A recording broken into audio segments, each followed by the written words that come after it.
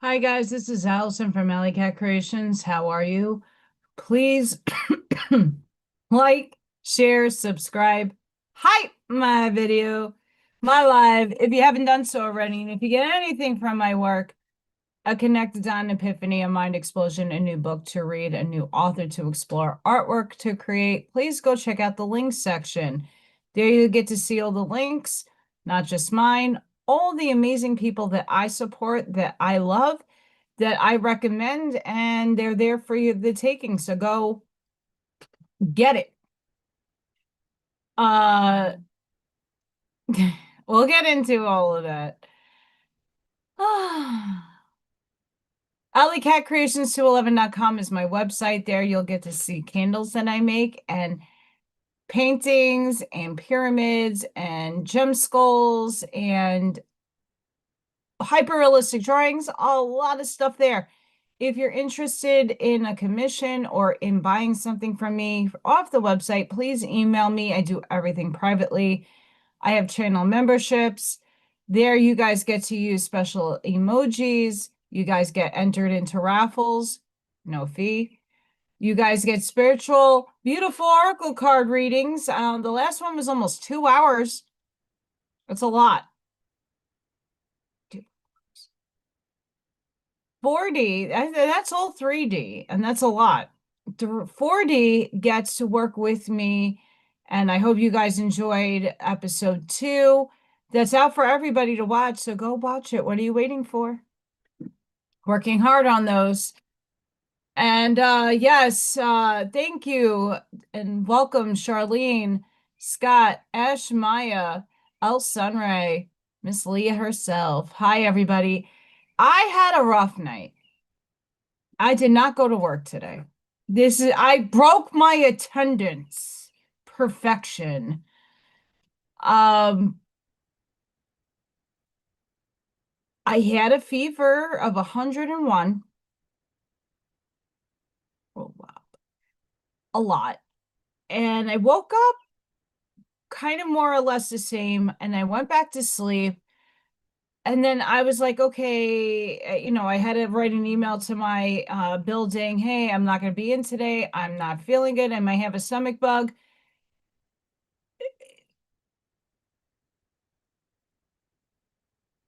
Checked again, took some Advil and drank lots of water in between that, went back to sleep, took a shower, and then like I got my color back. And then I had to clean everything because I don't know if I have a viral infection. So I went on a cleaning spree. Stomach is still but I'm holding everything down. I did eat today and it didn't come up. So I think I just had a 24-hour bug. It's the end of the year. I had a very, very tough week. I think this whole week I might have walked 15 miles in a building. That's a lot. One day I already walked 9 miles. Monday I walked 9 miles. The rest of the week I got a lot of steps in, and my body definitely sure needed that rest today. I did get some work done, and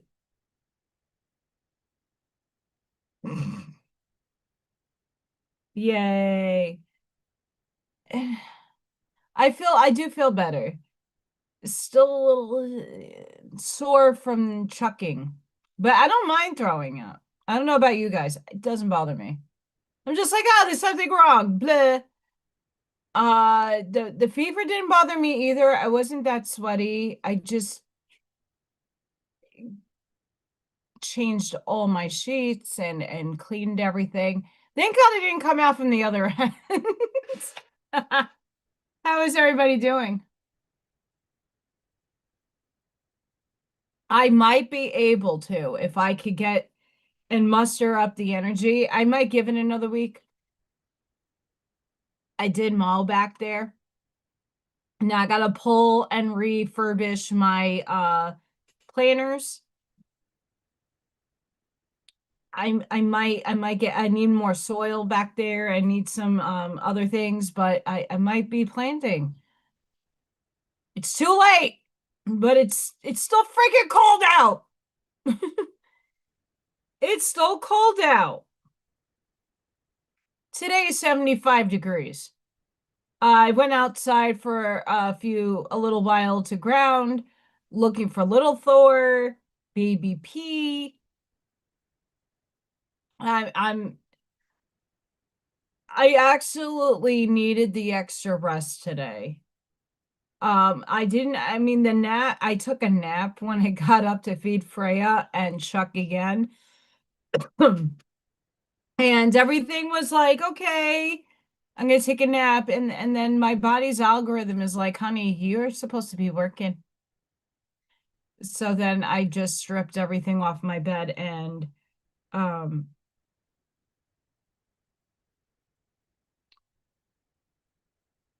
yeah,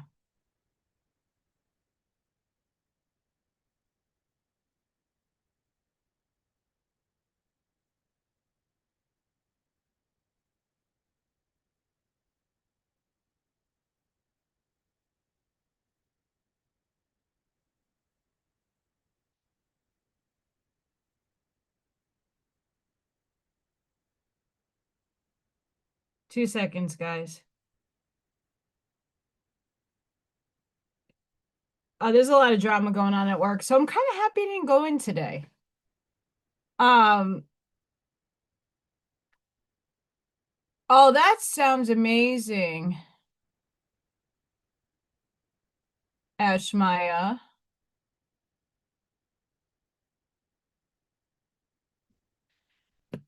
Yeah, I did have a ginger what did I have this? Like after I had some water, I made tea. I had ginger tea. It's mixed with other things, but I definitely my stomach necessarily didn't even feel upset. So like last night I worked on my course a bit and I started getting really dizzy and very clammy. And I'm like, okay, I think I'm just really tired. I go upstairs and I start throwing up. So I was like, okay, that might just be my stomach being upset. And then about 1 o'clock in the morning, like it all more started coming out. I'm like, okay. And then I started feeling shaky. So I took my temperature. Oh, there it is. There's a temperature. I'm sick. But I normally never fever with the tummy bug, but I feel way better now. I got whatever needed to come out, got out. I took my supplements, I took some tea. I've been drinking lots of water all day, and coffee feels great because I'm still tired. Um, and yes, Scott, do not push yourself. I love ginger ale. I really do. I love ginger ale. I have to be in the mood for it though. But the coffee is going down fine. I just think I had a little 24-hour thing and I feel way better now. I mean, I'm still like not 100%. Like I had a headache too and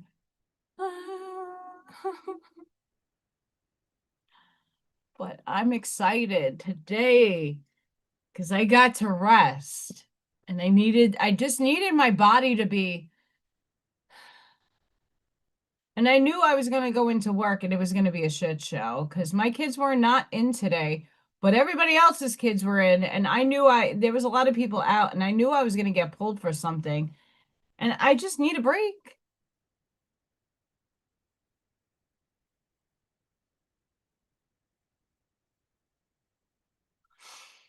Oh my God, this text message.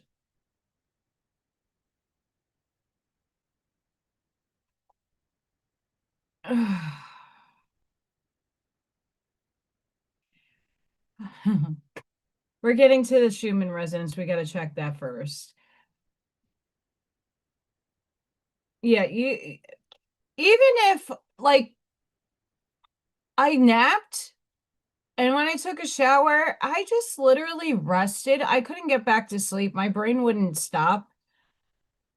The cogs in the wheels did not want to stop.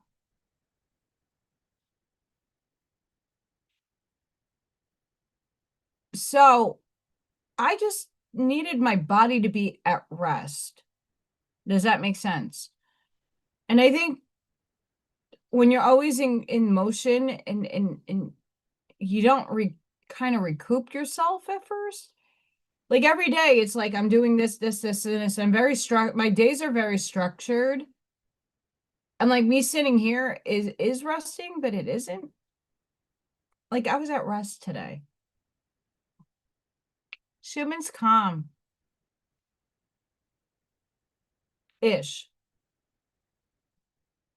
There's no whites. There's really no whites, but it's calmish. There's some white in there. Calm. Frequency is at 8.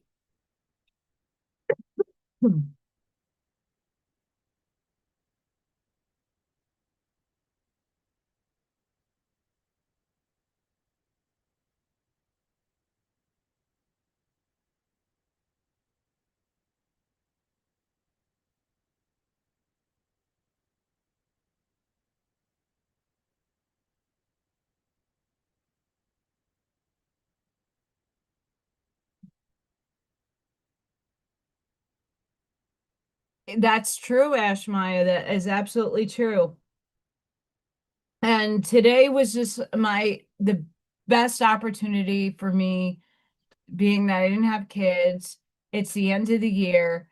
And the thing that I'm going to probably do in the meantime of talking is getting my dumpster fires uh more wrapped up in more. I didn't bring them down. I should have.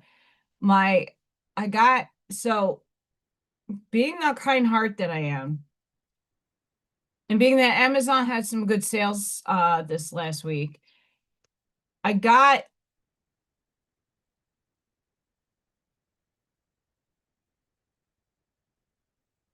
I think 7 tumblers for the teachers saying how amazing they are. So they got little mini tumblers. They're gonna get the little dumpster fire. You're getting a dumpster fire pen and the little dumpster fire. I'm also giving them hand cream, and I'm going to, I have to get to Target to get the drink that I liked for them to calm down.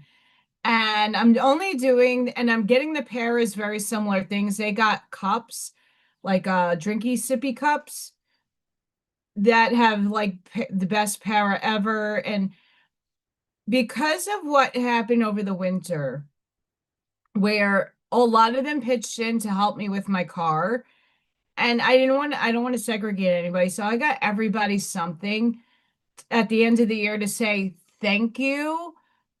I appreciate you. And I am so thankful that you're on my team this year. Here's a little something that I could do for you. Enjoy. It's not every day that people go out of their, like, besides you guys, that go out of the way in my public life, in work life, that will go out of the way and do something so selfless as to getting me a gift card and money so that I could get my car fixed. Like, who does that? And then one of the teachers' husbands put the damn thing in for nothing. I can't thank them enough. But a little something to each of the teachers and to the paraprofessionals like I do. Just a thank you. It goes a long way, and it's appreciated when people appreciate you back. So I think, yeah, it's just the stuff was on sale, like the little dumpster fire pen. I just you gotta laugh. And then I'm gonna get everybody a little drink to put in their cup. And the pair has got like kind of like this, a lot smaller in plastic, but it's like it has like pair professional and some cute designs. The teacher's got like a thin tumbler metal that they can use with straws or sip. But I just think it's nice to give back to people and tell them how much I appreciate them for help, not just being on my team, but appreciating that what they did was big, right?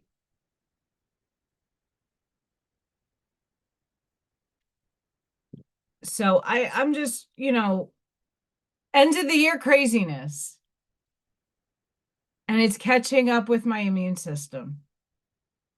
But I do feel a lot better. Um, that's why I went a little earlier. I was like, oh, I can go early. Yay. So I hope everybody's doing okay and hanging in there. Tomorrow is a new moon.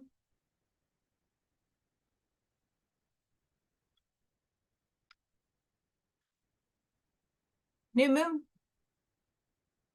New moon. We got energies, guys. We got energies coming in. Are we excited? I don't know about me, but hmm. And my thumbnail, I know Michael Zinn commented on mine. I was at a loss of, I don't feel the best when I made that this morning. And I was like, well, I got to make something if I forget. And I get lost in the laundry and ADHD running around the house. And I don't look like me in the thumbnail, but I like how it's like very metaphysically, I like it. So we're going to keep it. A little too racy for my liking. But hey, this chunk monster right here, it's going away. I'm working on it.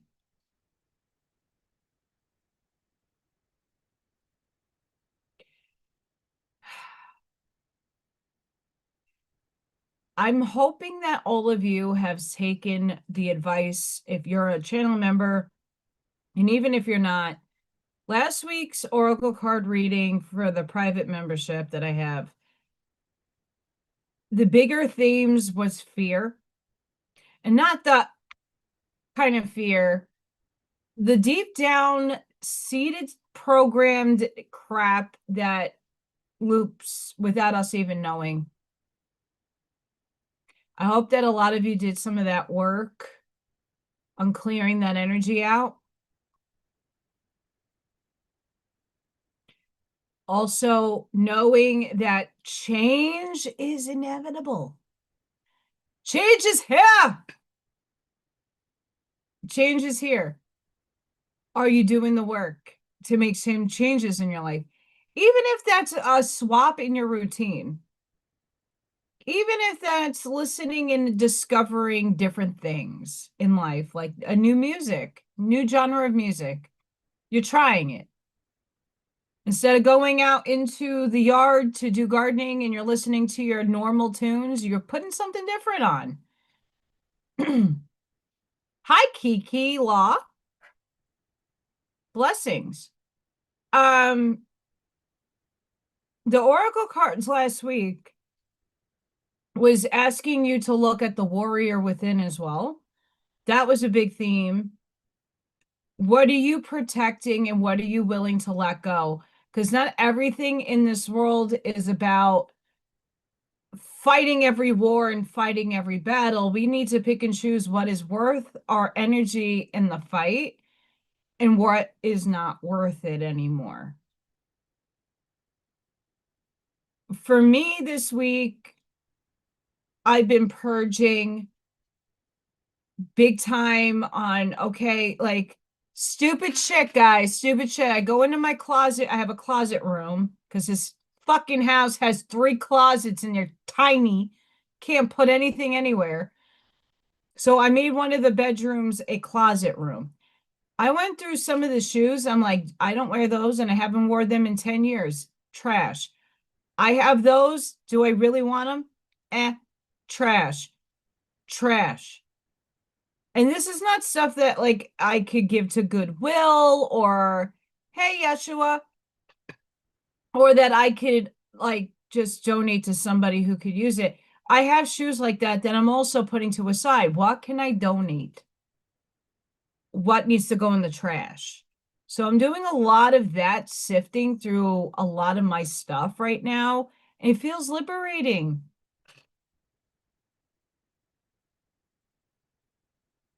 It's like spring cleaning, but like a month late. Maybe.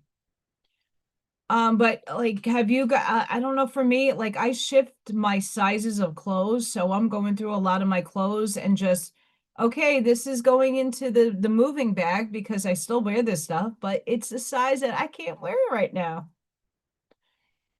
I'm a little too big for that. So that's a lot of the things that I'm looking at in my own life is the material stuff and what do I need? What can I put on the marketplace? I'm getting a whole bunch of stuff ready. When I'm off of work and I haven't found another job just yet, I'm going to start marketplacing and potentially eBaying a lot of my stuff that I no longer use, no longer want, but I could get some cash for. These are changes I normally don't do. But if you're in the chat, let me know what you are going through right now. If you're making those little changes, if you're purging things out of your materialistic life. How about people?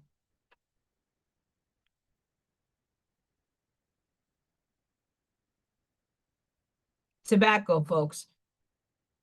What about people? Are there people in your life that you can no longer tolerate by? Are there people in your life that are draining your energy? You just need to keep at a distance. We love you, but we're going over there because I need a little break from you. Or what are you assessing these things? And the reason why we need to assess these things. Hi, Miss Sid. How are you doing, lovey? Blessings. This new moon opens a wish fulfillment portal that completes under the once in a blue moon on May 31st. So tomorrow is May 16th, is the day to write your manifestation list. Speak it aloud and believe with every part of your being that it is already done. Because it is! You're already living that shit in the multiverse. You just got to pull that. You got to collapse the wave function into this branching of reality. This one. The new moon in Taurus activates the most magnetically abundant sign in the zodiac, the one ruled by Venus. This specializes in drawing love, money, comfort, and blessings into physical form. This new moon leads directly into the rare blue moon on May 31st, a legendary wish fulfillment full moon, known for delivering the exact dream, reunion, breakthrough, or answered prayers your life has been building toward. Solar storms are amplifying this portal even further, supercharging every spoken word with extra cosmic power. Repeat affirmations daily from now until May 31st. Stay patient while the universe responds. Affirm, I am divinely blessed and I attract love and abundance effortlessly because my energy is aligned with receiving.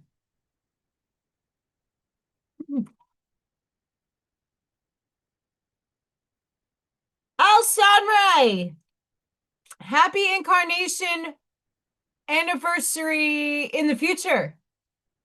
5 more days. Yay! How exciting is that? Here we're gonna stop screen. I'm gonna see El Sunray before that, but it's Friday. Let's celebrate. It's going to be El Sunray's beautiful incarnation anniversary.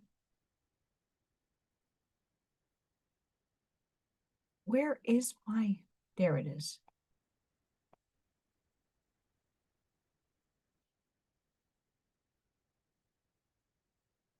And you get crowns, girl.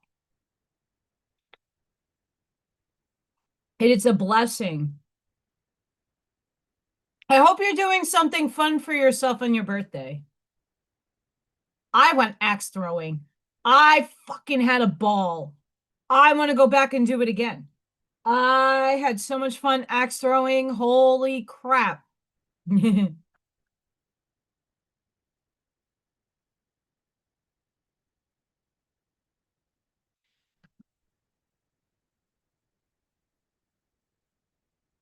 Because we're going to hit her up on Tuesday anyway.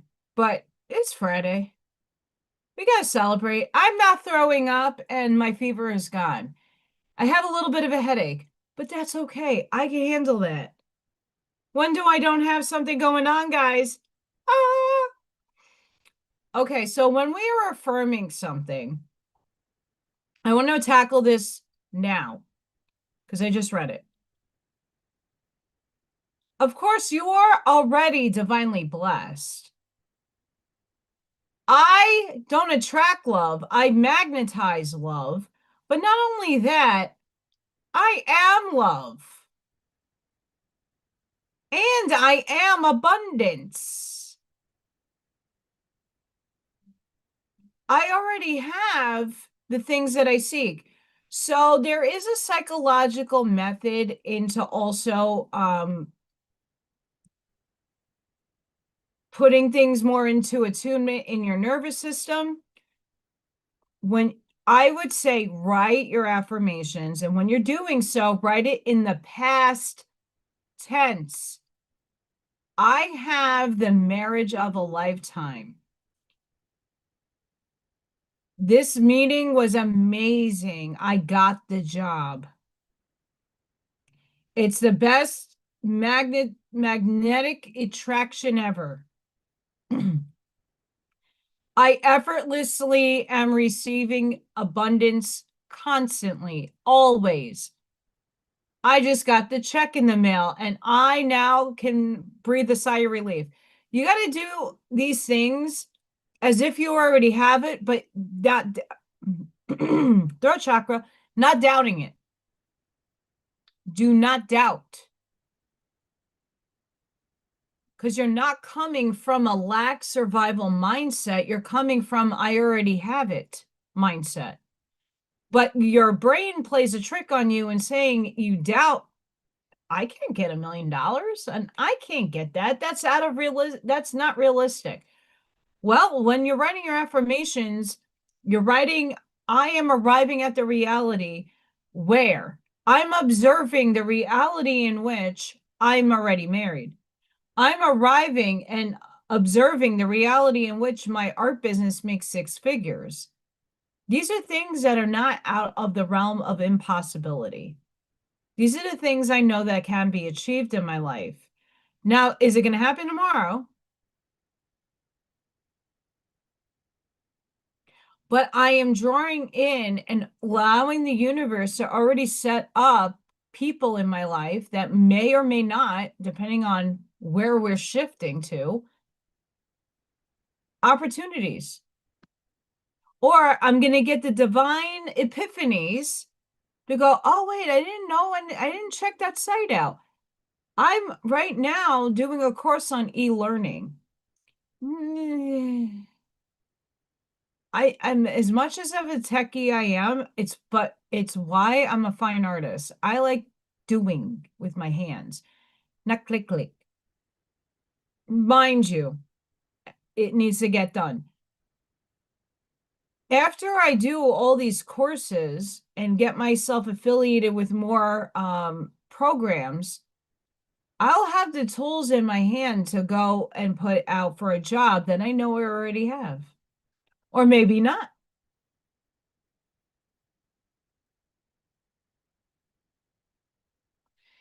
That's right, Charlene. You have to write the script And not to be a cocky asshole in your script either. You don't want your ego in the way. You want to be self-confident, self-empowered in a righteous sense. You want to write things you know that you can have, that you already have, that you just are dropping it down and it's coming to you. You're going to find the pathways in which to get to that end goal. That's all manifestation is you getting the key to open up the door to what you already have. So for instance, when I got, hey, universe, I need money and I need it now. I need a little cushion. I need some of the weight off my shoulders financially. I need help. Well, it put in a home investment thing on my Facebook, and I did further research. And I'm like, oh, I could do that. Let me apply. I applied and I got it. Every other avenue that I went to doing to get an equity loan or pull money out from here, there, and everywhere without it being like a headache, nothing opened up for me. This did. It's not going to last forever. I already paid my property taxes paid. That was another humongous weight off my shoulders. Weight off my shoulders. I don't got to worry about it. I have enough for it. Weight off my shoulders. Holy moly. What a relief. I have an estimate guy coming out on Monday to look at the windows again from the same company that I didn't win no competition, but they are having a sale. And I'm like, well, I don't know. You guys have to figure this out for me. And over the summer, I might have new windows, at least on the upstairs where the gun doodle happened.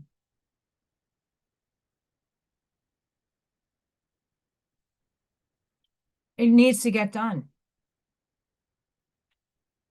So these are things that, hey, if I waited and I got a good deal on something, Memorial Day is coming up. We got things happening in our paradigm that we can all use to our benefit. It's how you're writing your words and writing it as if it already happened. Hey, I got that job. It started and it's incredible. You're tricking your mind because your memory, you're working off your memory. I know I read that article a few weeks ago. It's just something to try. If it doesn't flow out of you comfortably or naturally, like your higher self is going to get you where you need to be anyway. Um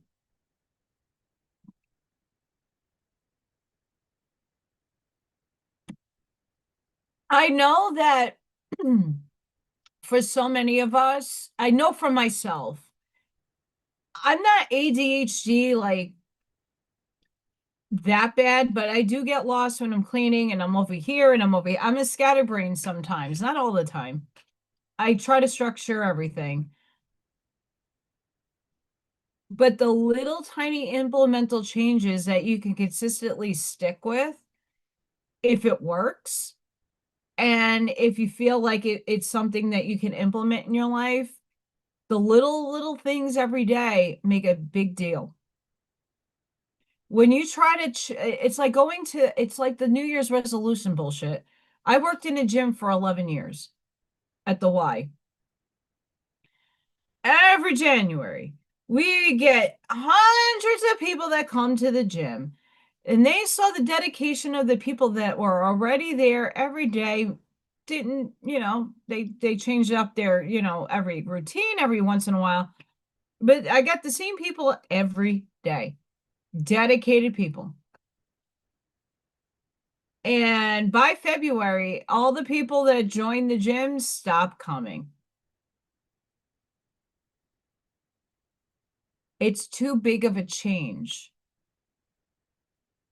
for some people. It's too big. You know, when I say big, that means you're waking up early or you're going after work. So there is a time, our freaking enemy of life right now, that linear time is something you need in order to implement the change. You can't just say, well, I'm going to go to the gym and I'm going to get fit. Okay, but you have to carve out space for that. You got to, evolve your day and your routine around going to said gym. You have to put yourself in supplement land if you ever want to see kind of any results. And you got to have the mindset that you're going to do this repetitiously 3 times a week. And most people can't commit to that because life is crazy. When I say implement change, it's, maybe carve out 20 minutes to read every day, 20 minutes to meditate. Go outside and hug a tree. If you never hugged a tree before, who the fuck cares what you look like? People.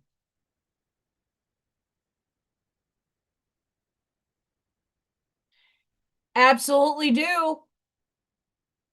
A lot of people stick, and that's a lot of the rune cards that I pull will tell you to recreate, make new traditions. Don't stick to stuff that, because mom and dad told you so. You got to go to church every Sunday. Unless you are called to do that, why are you doing it? Because mom and dad told you to do it, or because you really have it in your heart to do it?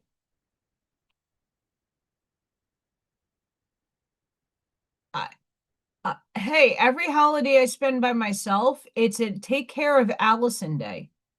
I do something special for myself, whether it be a detox bath, whether it be chilling out on the couch with a glass of wine, whether it be doing my nails and giving myself a mani-pedi, doing a facial on myself. I do all that stuff on myself for free. I don't need money to go out and get a lavish experience. I don't need that. I could do it myself.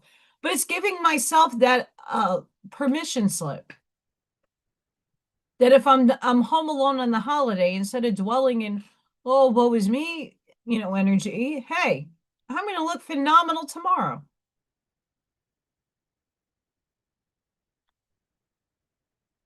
I think change is not easy, especially people.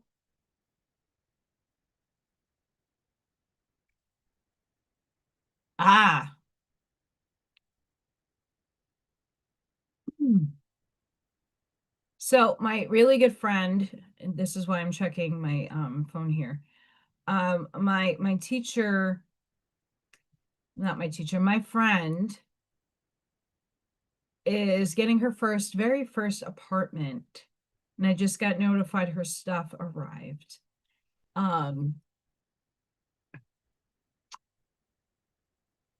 She's a year older than me and she's moving on out. She's moving on out and moving on up.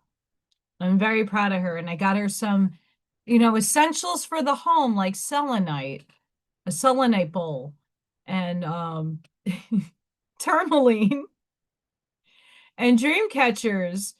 Although a lot of the dream catcher stuff is very decorative, every one of my windows has dream catchers in the window. Just saying. When you walk into every part of my house, there's gems by my thresholds. That's just me.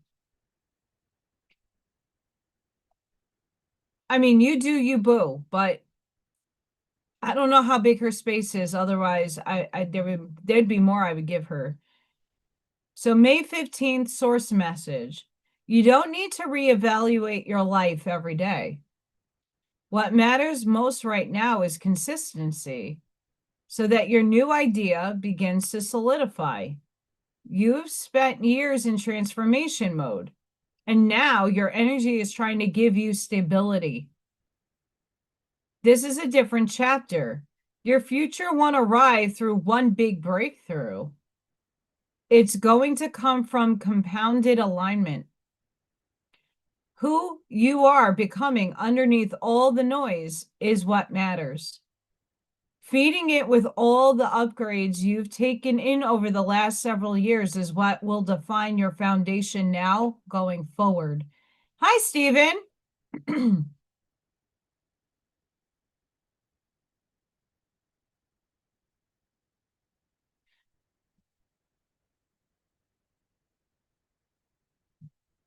Do you understand the magnitude of that message?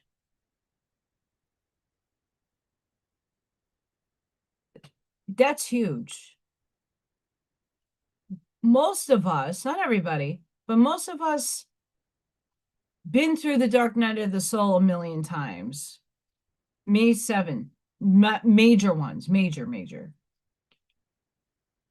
We did the shadow work.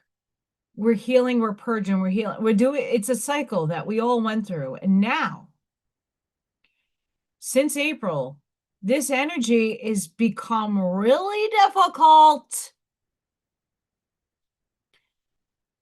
because our soul already got us to where we need to be. Now our body has to catch up to the soul.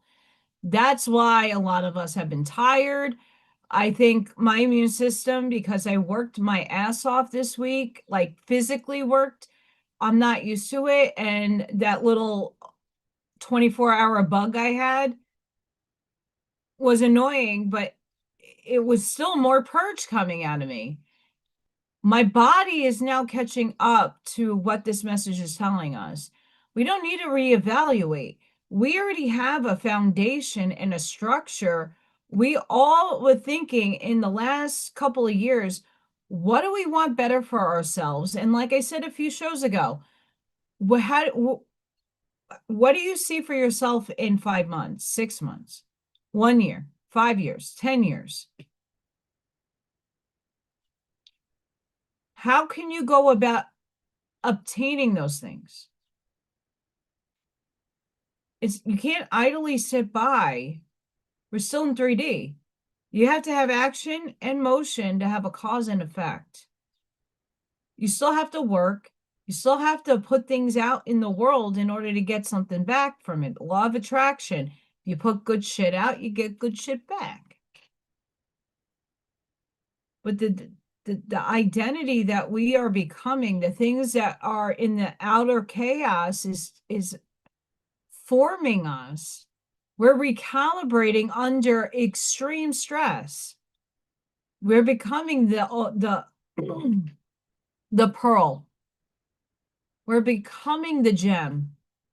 We're being shaped so that when we surface, when the guy goes chipping away and, oh my God, this is huge gem, right? I can't wait to go gem hunting. I want to go so bad. But when you get that prize, like that beautiful opal, the beautiful amethyst, whatever gem you can imagine you picking out of the ground and going, oh, that's gorgeous. We're going to have those moments. But in order for us to have that moment, we had to go through a fuck ton of fuckery, shenanigans, and constant stress to be shaped and molded. And now we don't have to sit every day and going, okay, what am I going to do with my life? What am I going to do with what do you desire? And how can you go about your dreams? How can you bring your dreams into this material world? How can you do that?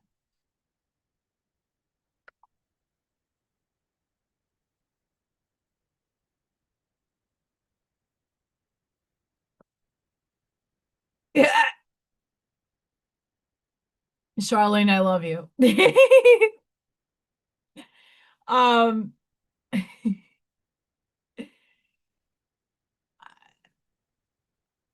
I'm still looking for I have to ask AI. I might do this like on a video, on a pondering video. I might ask AI to talk to me. I haven't done that in a while. I just been asking it to make really cool photos for me. But I want to ask what the firmament is made out of. And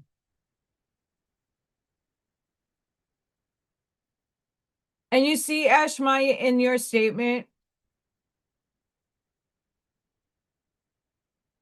that's the program that we've always lived under, is that we have to keep pushing and mulling and and for me, I like to be physical and I like to work. And it kind of shows that people still in linear 3D that I'm still capable, I'm still able, because there is ageism out there, and I'm starting to feel that ageism. I didn't feel it last year. I'm feeling it now. I'm looking myself in the mirror. I'm seeing myself as a female going through a lot of different changes. And that program is no longer available to us anymore. It's in an obsolete, dead timeline. Alexander Quinn put out a video today, part 1 of the Arcturian channeling, and it's not much different from what I've been saying in the last couple of months. We're recalibrating inside. We already have the dream. We have to meet the conditions in order for it to manifest or to collapse and become reality. We're transforming. It's about working smarter, not harder. It's about looking at your opportunity, or like, let's say I'm an artist. Okay, what other avenue of things that are unconventional, that doesn't cost much, that I could do to get myself propelled a little further out there?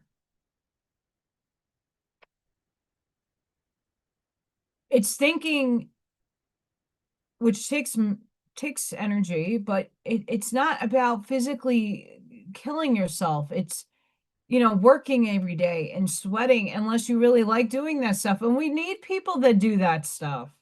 How do you think buildings get built? How do you think things get repaired? People come out and do these things. It's physical work. We're still going to need that in the new world. But how can we do things efficiently and not as stress?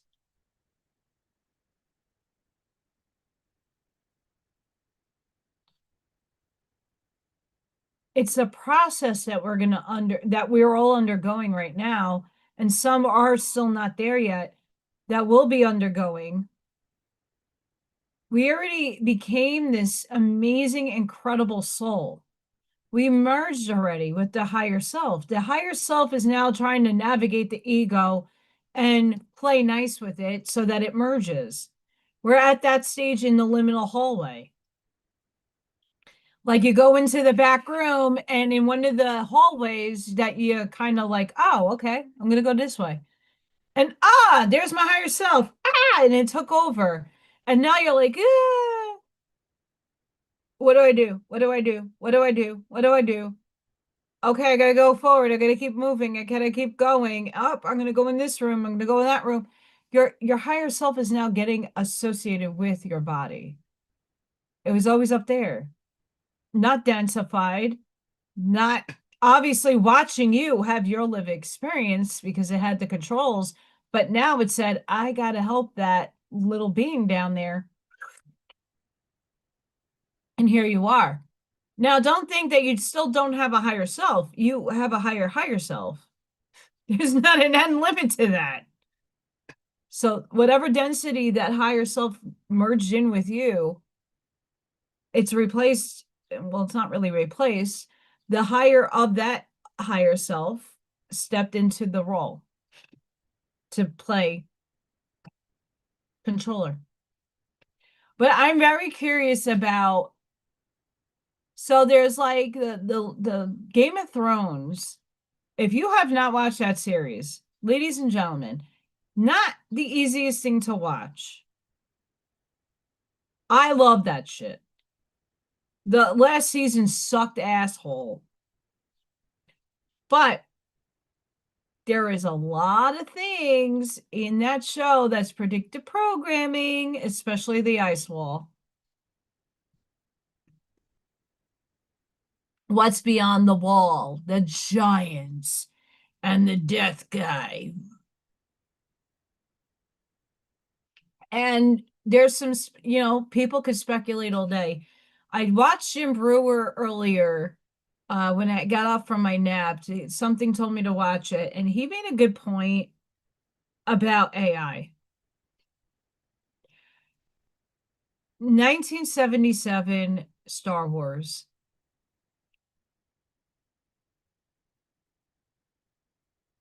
And he was starting to like make an alluded, not a definite statement, but kind of alluding to the fact, how long has this actually been here?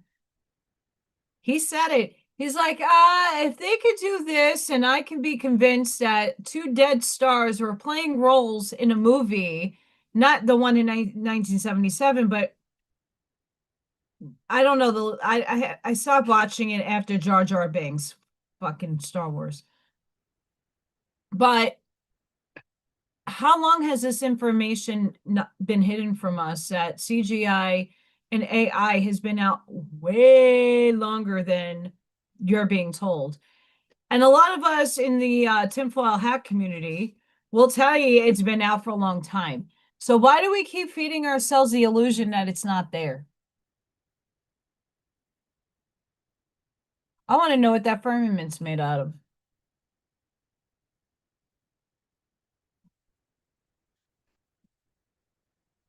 If we live in and I believe like third dimension is a simulated. So the simulation to me exists in 3D, not just a simulated. The simulated holographic ontological mathematical matrix is 3D. Once you stair step out of that matrix, 4D, in my estimation, is more holographic. There's no more simulation. You have more free play. Because right now, most of us are in 4. We're playing around with what do we desire and what do we want collapse into our lives. We're doing this work right now. What do we want and how do we want it? That's what we're doing right now. And holographically, if there is a firmament, is that screen made of ice? Is it made out of technology? Is there a firmament? I mean, if you watch some of the movies that have the karma, the reverse engineered karma, Truman Show is one of them. Sirius the light comes out of the sky. Yay! Go nap, Scott. You need a nap. I'm glad. And go cuddle with the kitties.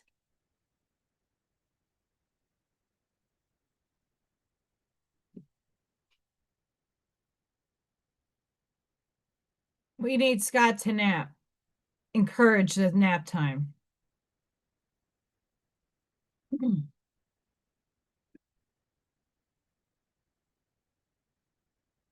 And 4D is where a lot of us, thankfully, have transcended the program.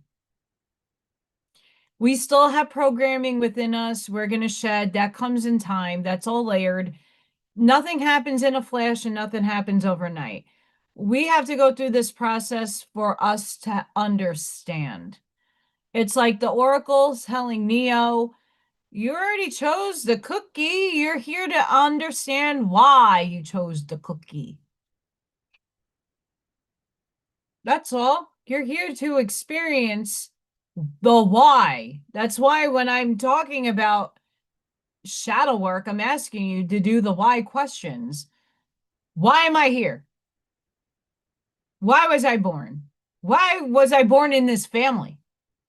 What lessons, the whats and the whys, are so important?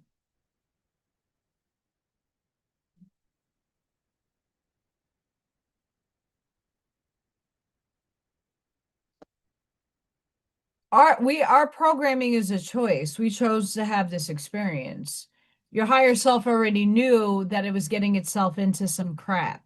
It did. It knew it at a higher scale. Your higher self that you're merging with could be a 4D higher self, a 5D, a 6D, a 7, 8D higher self. They have a bigger perspective and a bigger purview of what you need to do in order to get your lessons in. Your soul is not recognizing you need a job and you need X, Y, and Z. Your soul has a mission, and it's going to make sure that you get that mission done. And some people's missions, that people overthink these things to continuum. Some people are here, literally, their mission is just to be.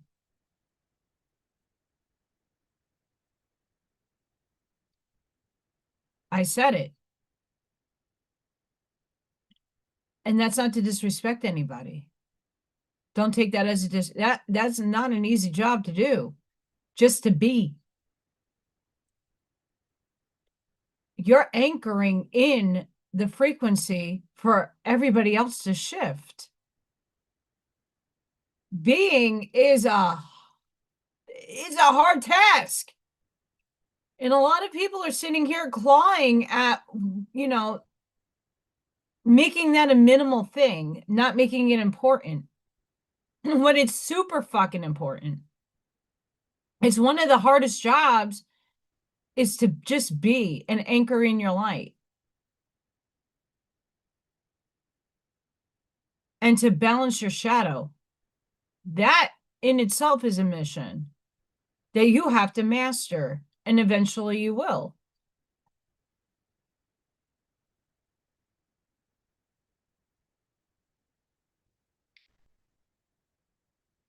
Your soul already know what choices you made, and it's going to support you without judgment, regardless. Your soul, your higher selves, your guides, your elementals, your angels, your archangels, your rishis, your masters, they're all applauding you for getting this far. We've never done this before. We did something similar in Atlantis and Lemuria. We shifted, but we ended ourselves. We were not human. We were not human. We ended epochs after epochs, but it was all in different circumstances. We are here as humans. We've never stair-stepped alive. And not to say, and not to take away, if anybody is in transcension or has transcended off this plane, that their body is no longer alive, they're still a part of the process. Energy just transforms. We just have the privilege of being here in the now, doing it in flesh. Some people transcended because their bodies couldn't handle what's coming.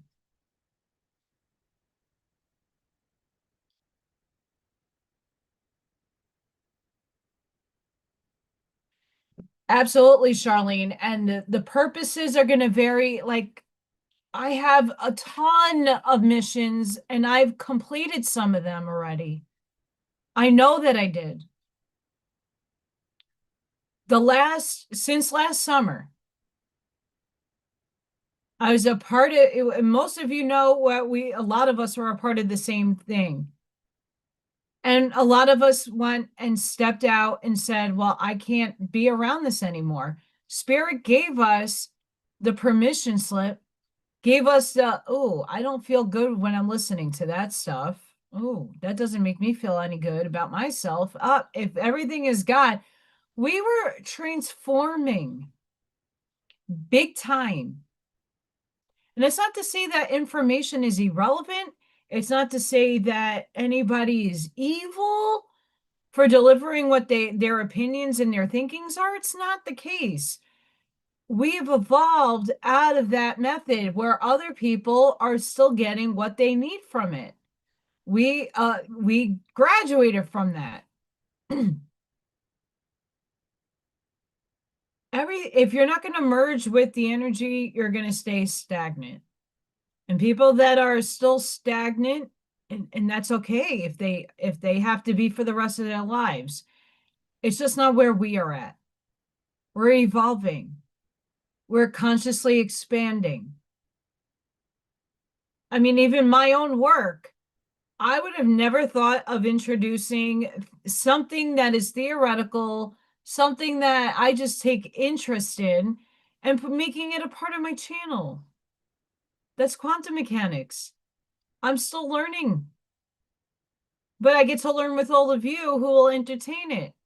That's evolution. That's evolving my channel. Bringing my artwork on and doing art.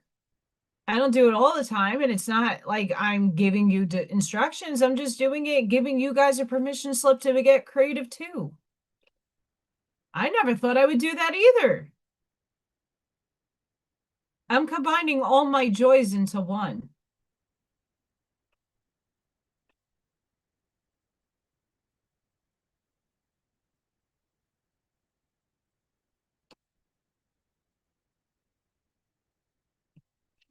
I think, Stephen, you need to pivot mindset.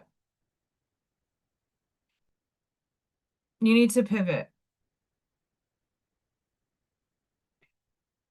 I was in a place a few years ago where I was overthinking everything. Everything. Overthinking, overanalyzing, nitpicking at myself. And I had to learn how to stop doing that. And when I kind of stopped doing that and just be and allow the universe to do its thing, things changed. Things got harder. Some things got easier and some things got really hard. But I overcame those things. That's what my soul wanted me to do. And Alexander Quinn touches a lot about, he really does. The Arcturians touched upon a lot of that. The stuff that we've been walking through, that I've been walking through, I've been talking about, like Alexander is going, he's channeling it to everybody. Nothing different from anything that I'm saying.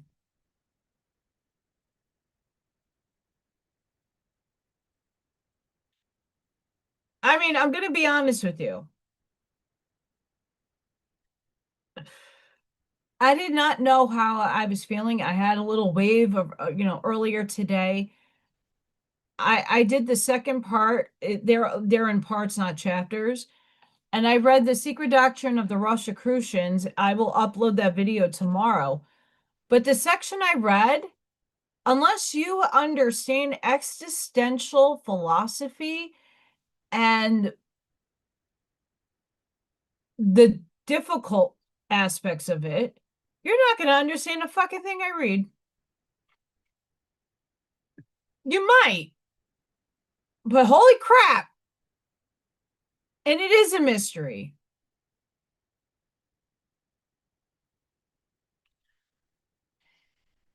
I don't know about you guys, but I don't know what's going on with Facebook. All I've been getting is friend requests, and it's from the same loop of people.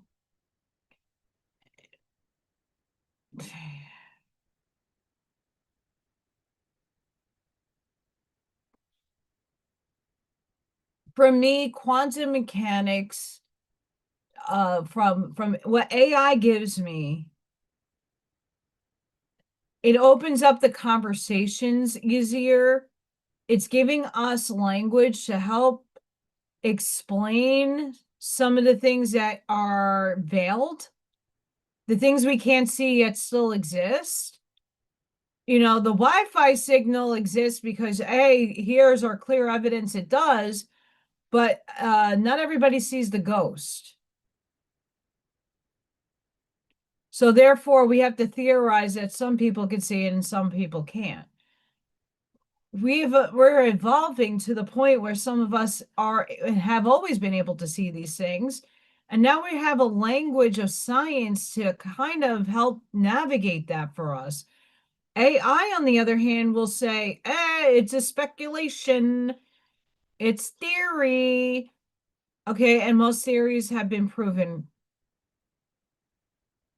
It just takes a matter of equipment, time, and someone to think about it and make an experiment for it.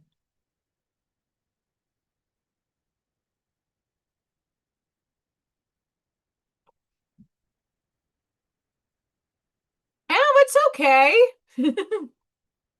I never I've been trying to keep myself really busy. I'm trying to give myself permission to flow easier, if that makes sense.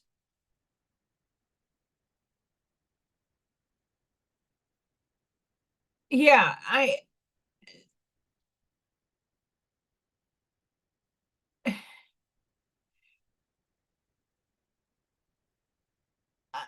I feel that if there will be a time that, let's just say, I need to move or there's another type of transition in my life, like there'll be enough videos that I don't have to put out stuff for a month and stuff will still be watched.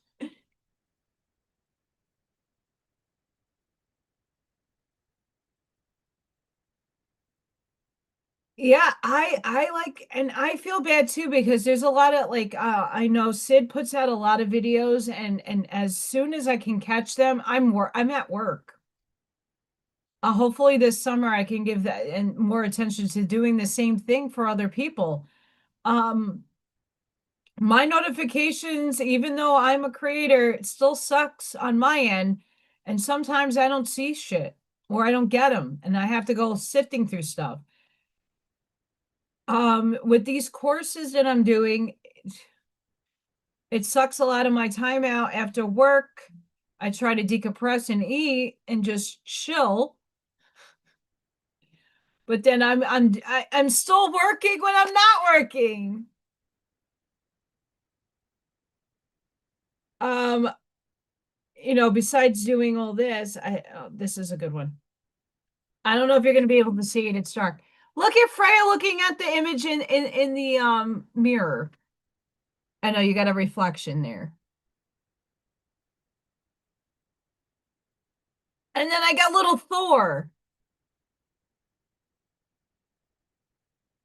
and baby P, which guys, I think baby P is female.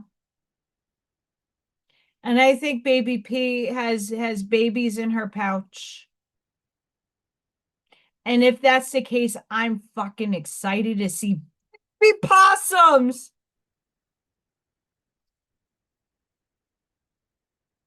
So excited.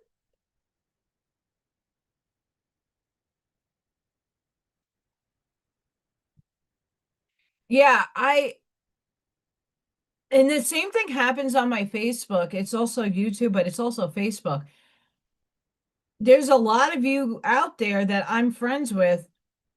I'm not seeing, it's not because I don't want to like your stuff.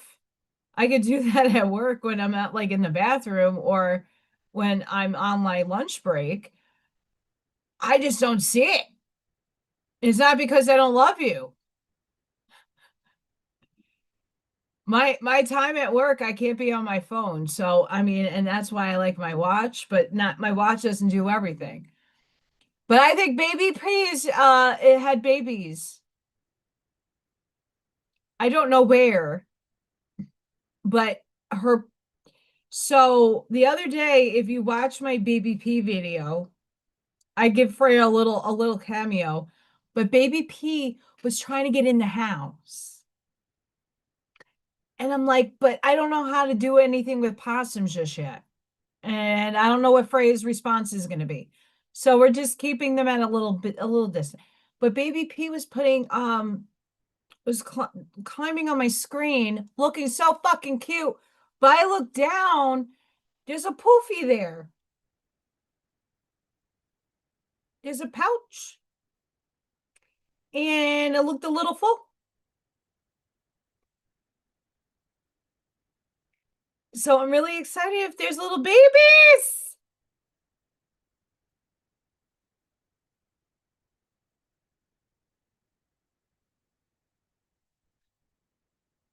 I'm so excited.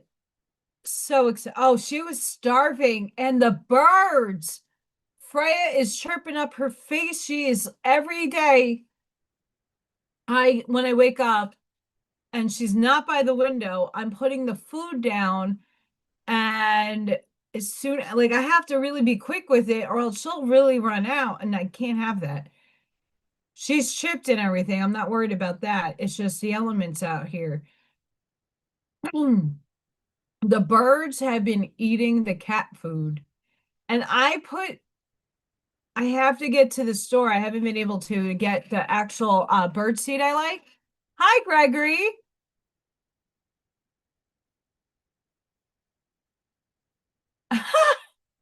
Oh, that's awesome. Oh, high school graduation. How long ago? Jesus Christ. 25 years, I think I'm out of high school. I feel old. Well, I'm excited that you're at a high school graduation. I'm sure it's fun and boring at the same time. Um, my high school kids, I think, graduate at the end of the month, which is soon. They just had prom. My school won the Day of Champions. All the kiddos had a field day. My kids didn't go. I had a regular day. She's Louise's.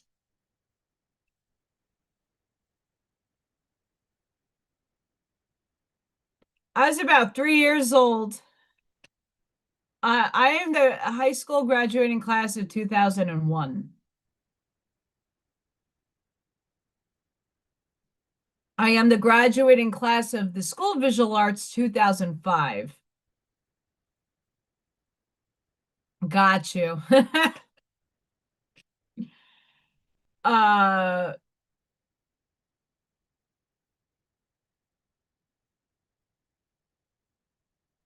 it's exciting.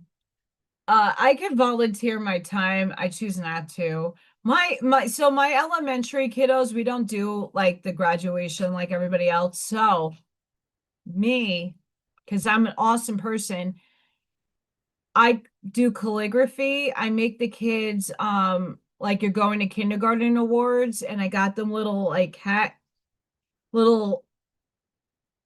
cap crowns to put on with their names on it. Just to be cute. And so their parents get something to take away with memories. Really exciting for them. Um, yeah. Graduation. Oh God. I don't know if these kids I will say though, the high school in my area, they have kind of like a skills diploma so that they can get into HVAC and welding and nursing, and there's a whole bunch of programs that these kids get into, and when they get out of high school they go into the field of what they were just doing. I like that. Auto mechanic stuff. I like the trades. And I'm happy that a lot more high schools are starting to offer the trades. Not everybody's going for a corporate cubicle job. Not everybody's going into a field of finance and banking and all these little smarty patootie pants that walk around.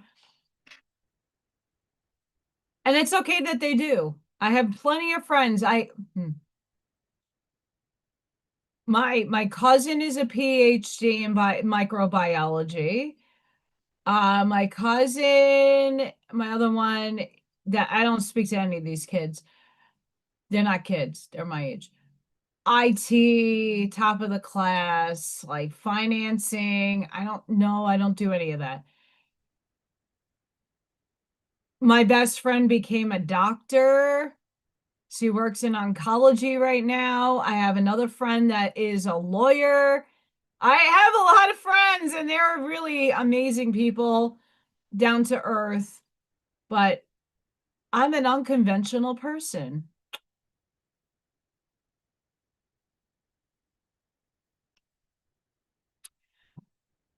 Yeah, and that's where like my parents were fucking angry with me for going to art school. But I said to my mom, and I knew this since I was a little kid. I knew my path was going to be hard, but I'm not giving up on my dreams, and I never have, and I never will. I'm happy doing what I do, and I'm glad that I got the opportunity to work with very famous artists around the world. They gave me perspective. They gave me the ability to pick apart constructively things, to think abstractly but analytical. I got a lot of the skills that I use here from going to school. Art school's a whole different animal. Mind you, I'm not a famous artist. I don't need to be. Mind you, I'm starting to sell my work now than I have ever sold in my life.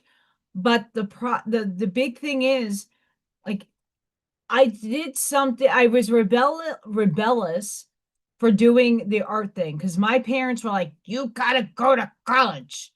No ifs, ands, or buts." Well, okay then. You're paying for some of it, aren't you? My parents helped me with the loan. I had to pay the rest.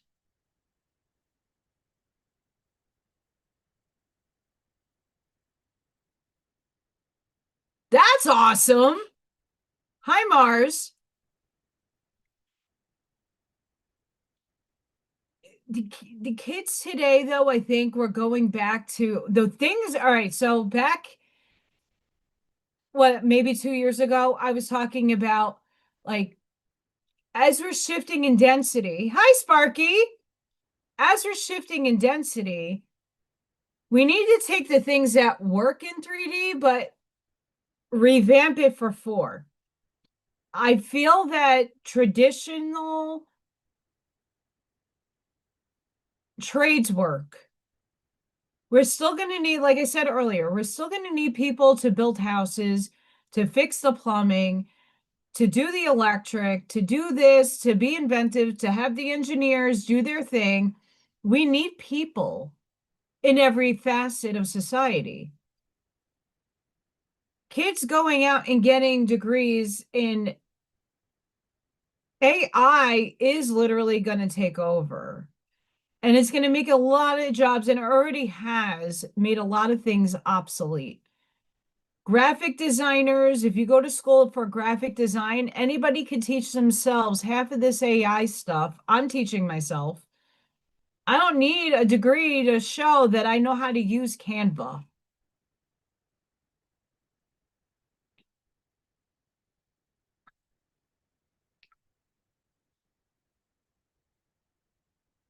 I Gregory Allison went to a extremely liberal art college as a conservative.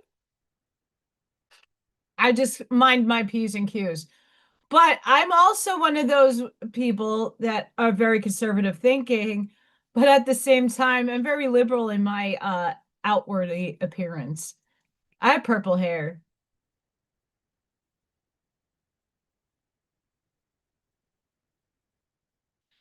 Mars, absolutely. The kids today graduating have what my mother went to my mother graduated high school, I want to say 1964, around that era. My mom's high school diploma was in a trade. My mom became a secretary. So she learned how to type and file and use the Dewey Decimal System. And when she got out of high school, she was recruited for these big jobs. And not everybody, you go to a place today and you ask somebody to do something, and half these people can't do their jobs. The high school when my mom went, they trained her specifically. She got trained and she had an internship. Instead of going to school, she got her credits and she got her learned lived experience.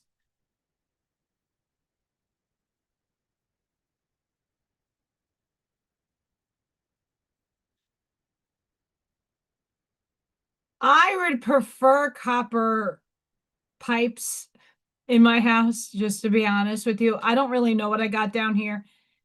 My house is a fucking disaster.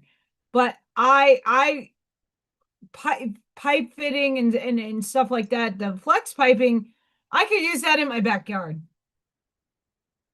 Bad.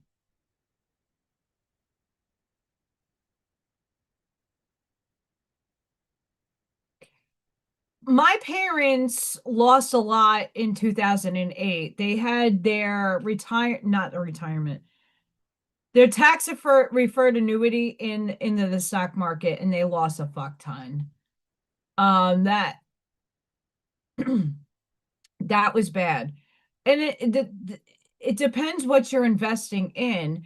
Kids are not taught the stock exchange. They're not, and there's a lot of farce stuff with it as well. A lot of people, when they have the money or investment play around, they don't know what, no, it's not taught. You got to teach yourself if you're interested in it. Um,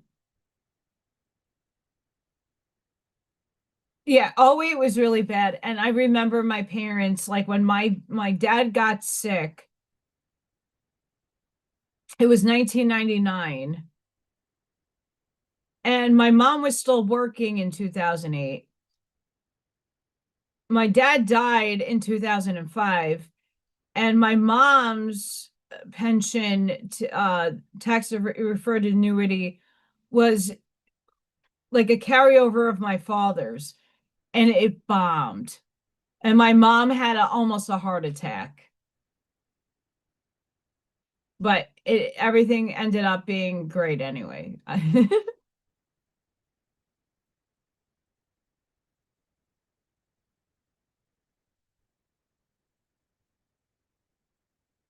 Yeah, and this is the thing. Kids today are not, I mean, they're just now bringing in trades back, but they're only limiting it in, the high school here in my town, that right there, the Pirate Nation, they're just focusing on a key, like nursing, education. So I got high school girls that come and sit in my classroom, observe how we do our jobs, but also they get to have hands-on experience with my kids to see if they even like it. Teachers here make bupkis. I make bupkis. But if you really love kids and you're invested in what you do, you're going to do it regardless, like me, like I'm an asshole.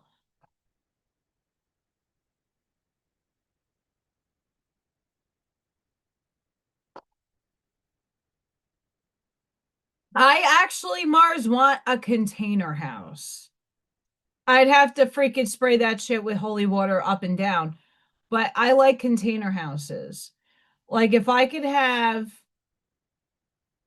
like a container where I could do my podcasting, I can have my studio, and I can have my art thing all in one. And then a live space in the next container or upstairs container. They're gorgeous. And I would implement some systems in there that if I had the dream in the house. Solar. I would be able to have rain collecting. Not that our water is clean, but I would probably get a filter to filtrate all the nonsense out, and then my garden, and maybe a pond and a saltwater pool.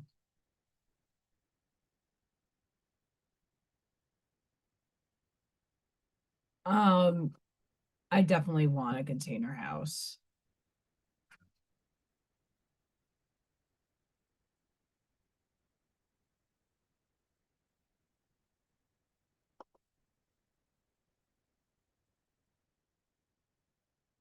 Yeah. The thing that we're gonna look I would say if you're gonna do any kind of looking into investments, drones, drone tech.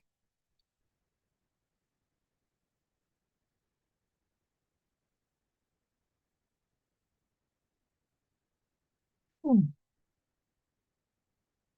Let's just say 3 years ago, around this time, I was looking to move. I already made that assumption. I was like, okay, I'm moving. And I was looking at houses all across the United States in different, just to see what my options were. I had a budget.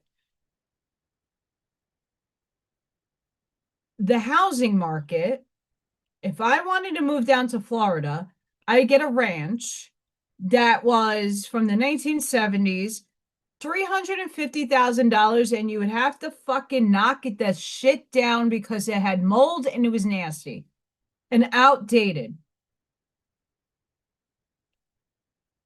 The housing market needs to be reassessed. Georgia's the same thing. North and South Carolina. I don't like to live in these like cookie cutter houses. That is a townhouse that is not built properly. That sucks. Not my house has just been neglected. If I really invested the money, like this house would be amazing.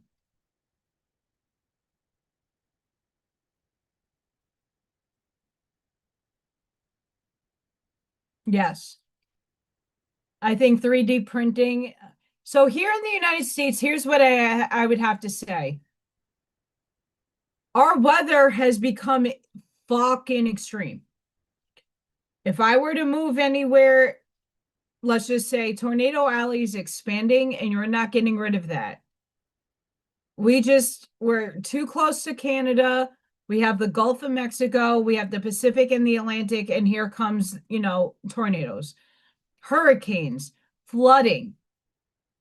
The container house, I'd put one underground as my tornado shelter, rebarred with concrete in the whole 9 yards. I would build underneath so that if something were to ever occur, I can run down there. Housing prices are crazy everywhere. When I moved, this house was pretty big with the land for next to nothing. Not next to nothing, but it was a steal compared to the other houses I was looking at comparatively with the pricing. This house in the area that I moved, they wanted double or triple, and looking at the property, all things needed a lot of work. This house needs work, but it was move-in ready. It was move-in ready, and a lot of it was refurbished or like just made nice.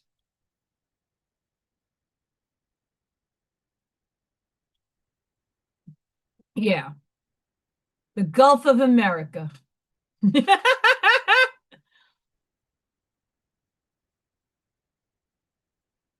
Gregory, you're talking my language. Okay. All right. Since we're talking about manifesting and all this fun stuff here, I'll share with you this girl right here. If I could have manifest anything,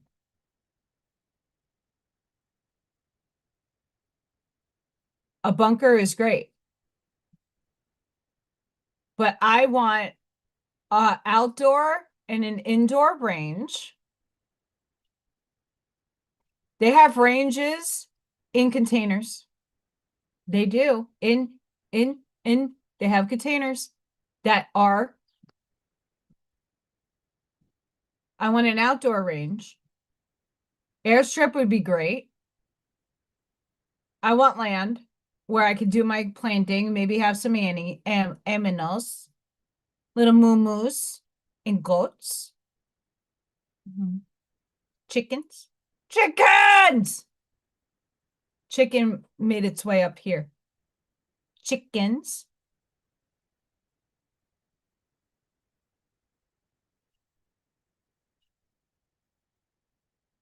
Bunker is amazing.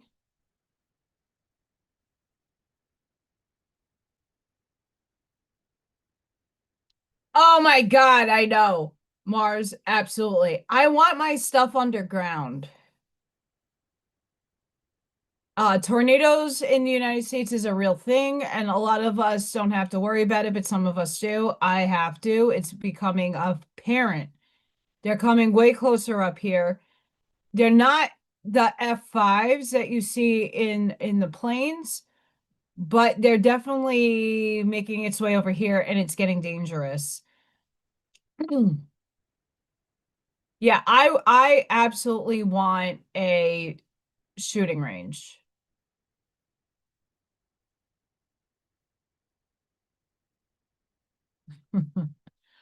Oh, shit. I needed something from there. Fuck, fuck, fuck, fuck. Sorry, guys.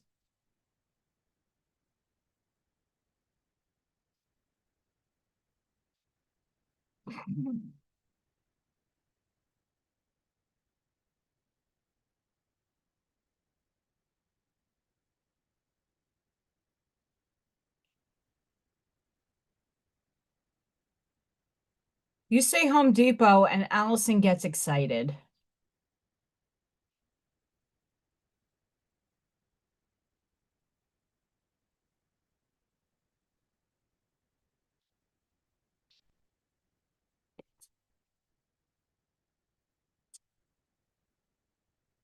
I hate when I can't remember, and it's like one of those important Tante things.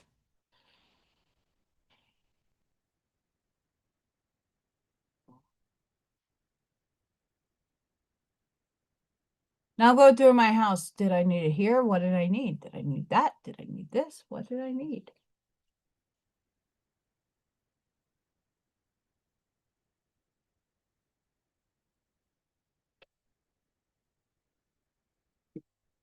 Oh.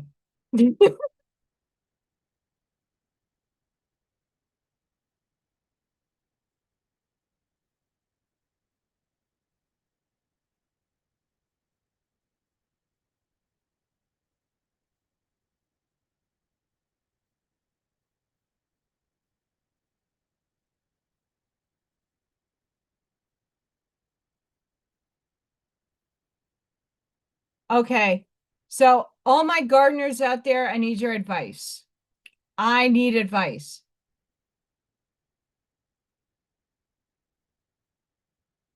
I have, okay, so last year I dealt with this in my backyard, but I only had two things and I got them up. And now I have poison hemlock everywhere in my backyard.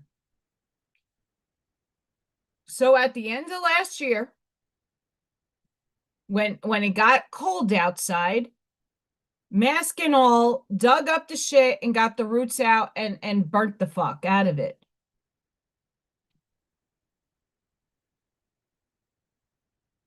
It's expanded. What I put down to get rid of poison hemlock? Is there something I could put in I don't know what to do because I can't now. I'm gonna have to chuck half my backyard up to get the shit up safely.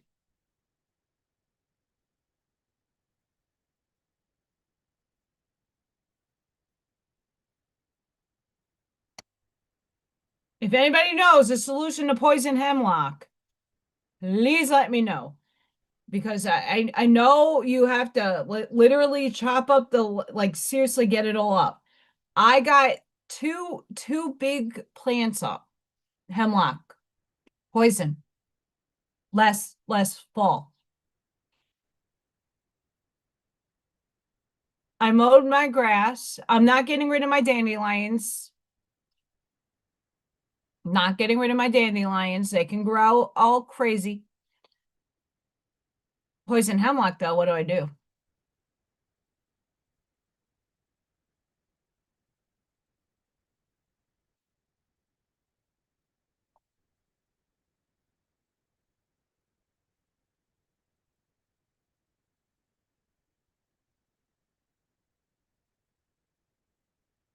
Dome buildings, I love that.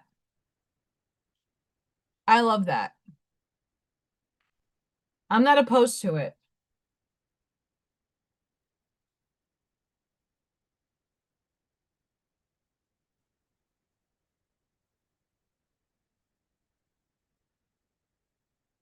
I'm not opposed to it. Charlene, behind my house is a runoff of a creek. It's a creek. I'm gonna have to. But Home Depot was mentioned and they need to pick me up something. Because mowing my grass, I'm afraid if it's a little fucker coming up out of the ground and I don't like I'm zoned out when I'm mowing. I like to meditate.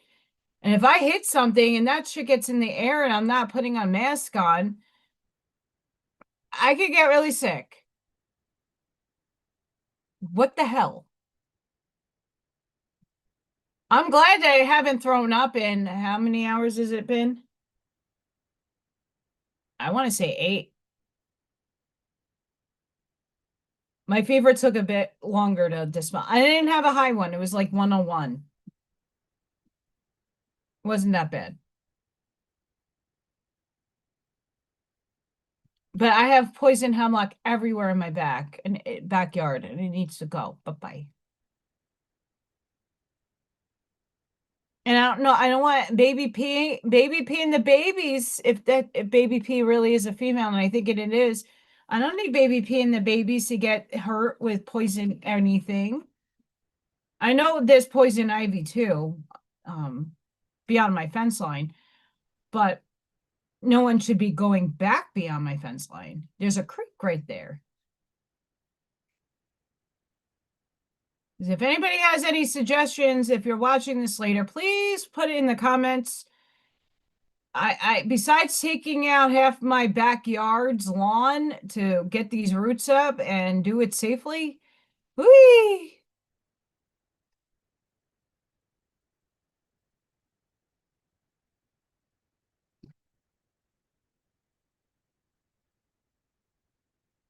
Yeah, right now my half my backyard is dandelion weeds everywhere, which I'm okay with because I like dandelion tea, and hemlock with a varied other, stuff that doesn't necessarily bother me. But there's some of this shit. Woo! I don't need to die via a plant. That'd be great. The universe is saying to you today, moon magic. Today we embrace the dark moon, the stillness before tomorrow's new moon at 25 degrees Taurus. It's the perfect energy for reflection, release, and welcoming all that aligns with your highest abundant timeline. The moon in Taurus squares Pluto retrograde in Aquarius at 7:25, 11:25, bringing an intensity that may resurface old patterns, attachments, or past fears. This was what my cards were bringing up last week, encouraging you to release and let go. In numerology, 25 calls for inner wisdom and clarity, while the number 15 brings centered growth, balance, and harmony. Tonight is a magical night to light a black candle, journal, reflect, and consciously release what no longer serves you. Making space for stability, abundance, and alignment. So get ready to trust the process and welcome the magic of new beginnings as the new moon in Taurus ushers in clarity, balance, and prosperity. I release all that no longer serves me and welcome prosperity and abundance. I believe 1111. My cards were talking about this very thing last week.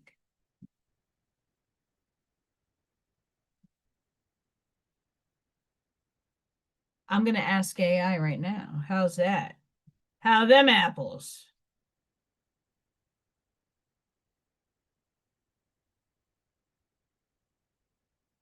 I have poison.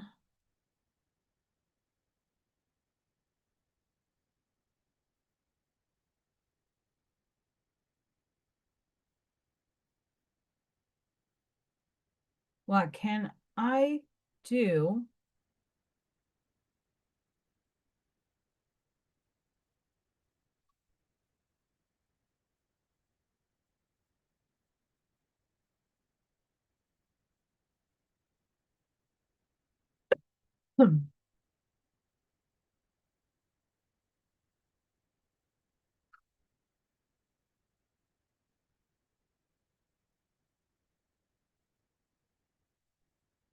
What kind of vinegar, El Sunray? I have white vinegar. And the only reason why I know it's poison hemlock and not Queen's Anne lace is because it has purple splotches in the stem. I could take pictures.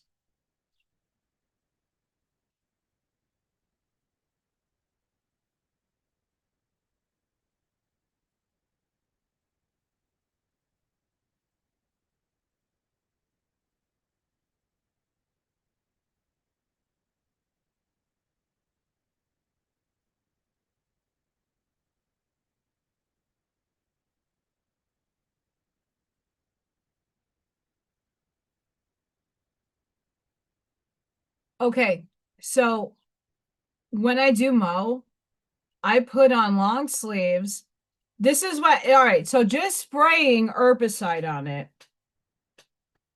You need long sleeves, waterproof gloves, eye protection, closed shoes or boots, an N95 mask if plants are dry and brittle. Do not mow first. Mowing can spray sap and spread seeds.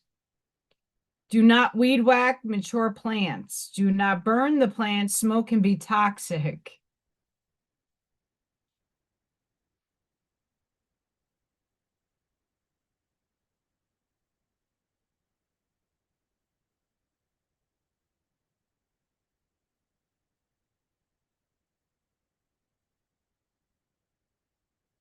So I can't burn the shit.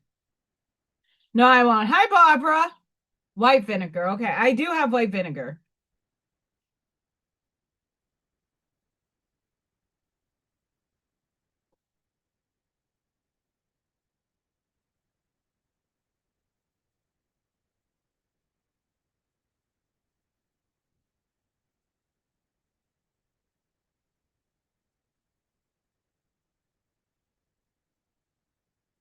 Oh, that's great.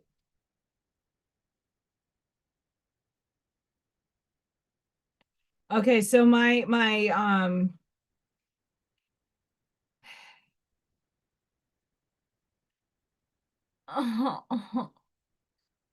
and I don't touch the, once I see the hemlock, this year has been crazy. So in Indiana, I think it's been raining almost every day at some point.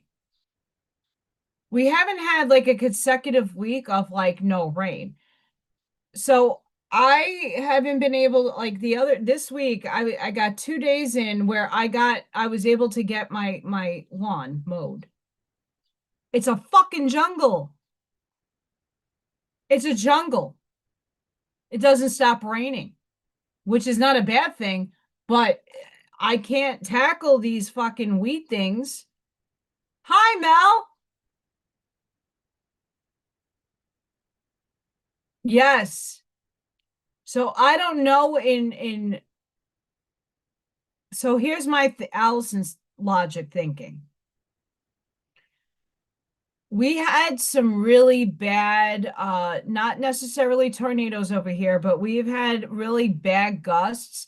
Like you guys know, a few weeks ago, I had a fucking tree limb in my driveway. What I'm suspecting is that the little hemlocks that were growing in the back by the creek, and I can't go back there. I have a fence line, and anything outside of that fence line is not my property anymore, supposedly. But it's too dangerous where the ground and the creek meet. So I don't go back there. I have a fence and it keeps me safe. But figuring out how the shit got all over the place is probably due to the wind. If it's really, really windy and like gusting 70 miles per hour, that shit's spreading. Because I don't go over it with my lawnmower. I am not that stupid. Nope, not for me.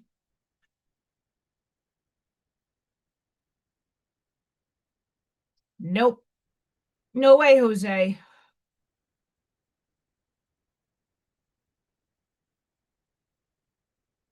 But tomorrow is a new moon. I made sure that this morning before I went back in after throwing up for a nap, I got this.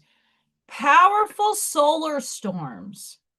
The other day, I think Tuesday, I showed you that we were gonna have them.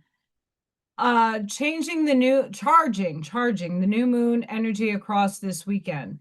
Solar storms reaching like a G6, but it's a G2 intensity, are sending high speed solar wind toward Earth on today, the 16th and 17th. Right as a new moon in Taurus sets the tone for the next manifestation cycle. This powerful cosmic activity is supercharging manifestation power, magnifying every vision, prayer, and intention you place into the universe with extra magnetic charge. The Earth's energy field is being stirred, awakening intuitive gifts, deepening emotional sensitivity, and opening direct channels to spirit. The next 72 hours are some of the most energetically active days in this month. For those tuned into subtle frequencies holding incredible potential for setting intentions, releasing what no longer aligns, and anchoring blessings into your future timeline.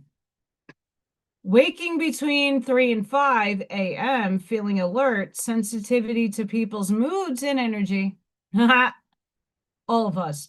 Visualizing your future with vivid detail. Sudden urge to clear space for what is coming. Magnetic pull towards starting over. Faith returning where doubt used to exist. Prophetic downloads ready for fresh starts and new directions. I think that's it. Like I was saying earlier, you can always change what you desire. You can always change what you want to do with your life. It's the process of starting. Get started on something. I already got my little diploma over here for that, but I also am now taking an e-learning, kind of like making e-learning course and all the fundamentals for that. And I'm dipping my toe into different things to see if I like it. That's a start. Start somewhere and start free if you can. Don't waste money on shit you might not like. There's always free resources out there. Go look for them. Allison.com. If you don't like your field anymore and you're looking for something different, they have a course on almost everything. It might not be the best course, but you get a taste of it.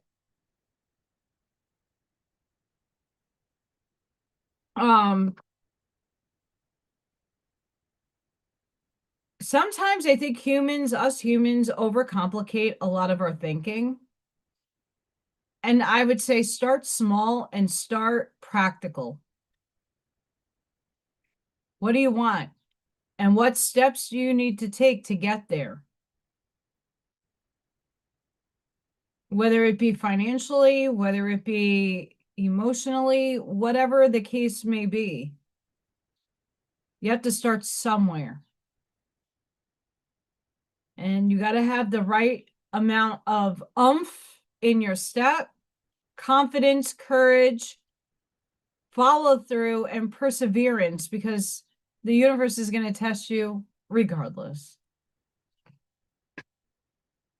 But we do have solar storms incoming.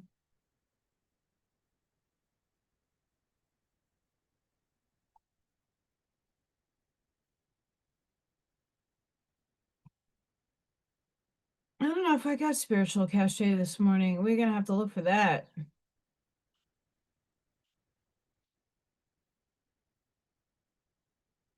I got this yesterday. Rare alignment is unfolding right now. Get ready. The next 3 days carry a rare Mercury Kazemi in Taurus energy, leading into the Taurus new moon and Mercury conjunct the new moon. Have you been sensing a shift? Not a poopy, a shift, a pattern or a change in how you are thinking. A rare magical Kazemi alignment window is unfolding now, where thoughts, conversations, and realizations begin to connect in a deeper, more meaningful way. So get ready to manifest your desires and embrace positive transformation as clarity builds and the universe aligns in your favor.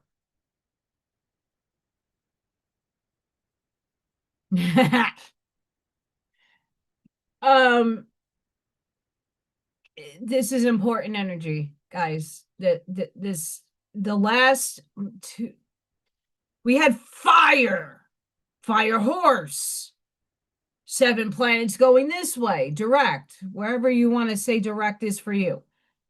That energy and momentum is being carried into a slower, so fire is igniting the torch, lighting that path forward. Now, Taurus energy is like, take the bull by the horns, but we're going to go through things. We're going to shift, but we're doing a little trot because we're in Earth energy. Earth energy happens to be more stable, a little slower, a little different a pace. Taurus, a lot of my placements are in Taurus. It's grounding that fire ignition energy. It's like bringing that in and now consolidating it to shape it. And then it's going to move into air, where then in Gemini, it's going to start spreading out. Taurus is a very stubborn energy as well. That's true.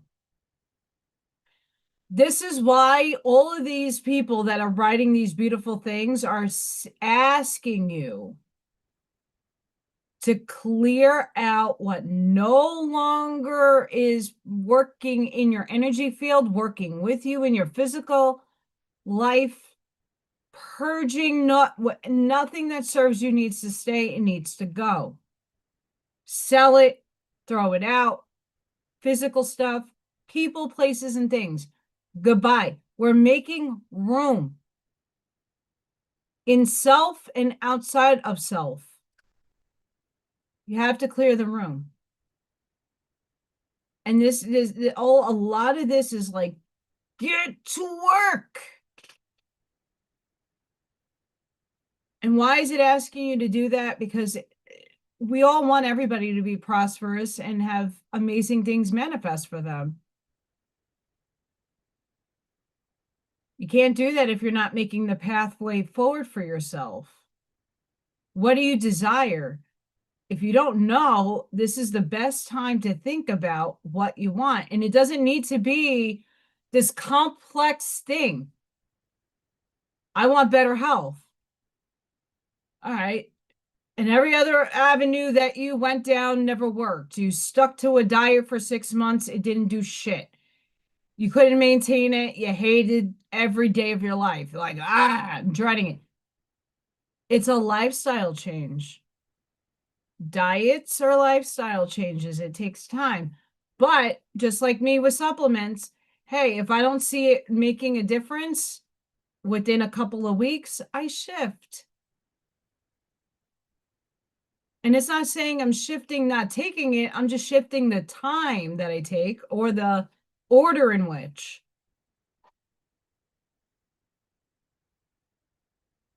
You want to get married, you want a boyfriend or girlfriend, or you want to have your wife, you want to grab something. Well, you can't put a pew pew to someone's head and say, marry me. But are you putting yourself out there?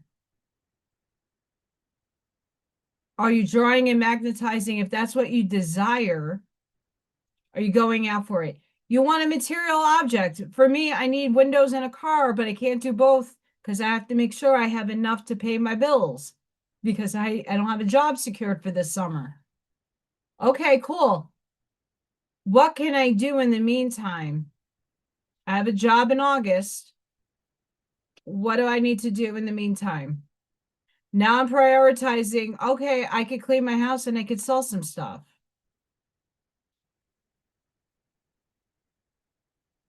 It's just, what do you want? What are you desiring? We have to look forward thinking, but with the right intention. And it's just about starting the process.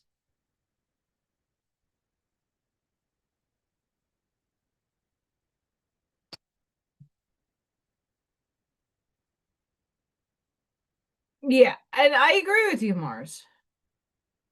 I agree.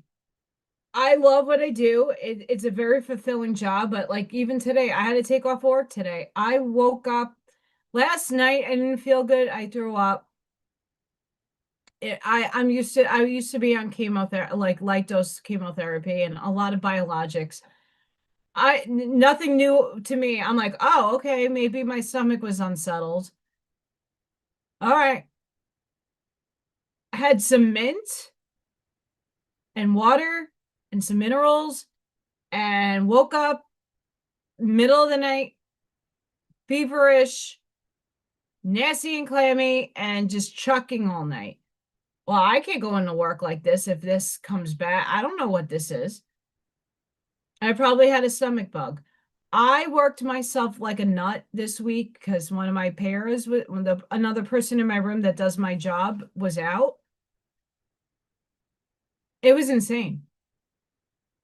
I got 9 miles in on Monday of walking steps. Tuesday, I got 16,000 steps in. Wednesday, I got 15. She came back on Wednesday, but I will not let her do stuff. She's not okay to be back at work, but she needs the money. Thursday was batshit crazy. And then today, usually I only have one kid, and then we resource other kids. We didn't have kids today. The perfect day I could take off. I killed my perfect attendance, but hey, that doesn't do me shit.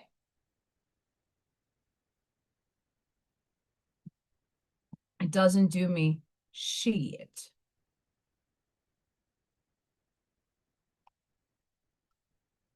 I'm really upset. I don't have a cachet for today. I'm going to find it.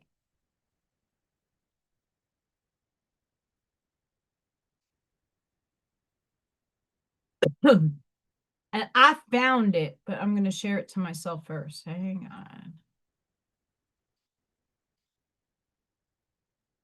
I like my spiritual cachet. Sorry, not sorry.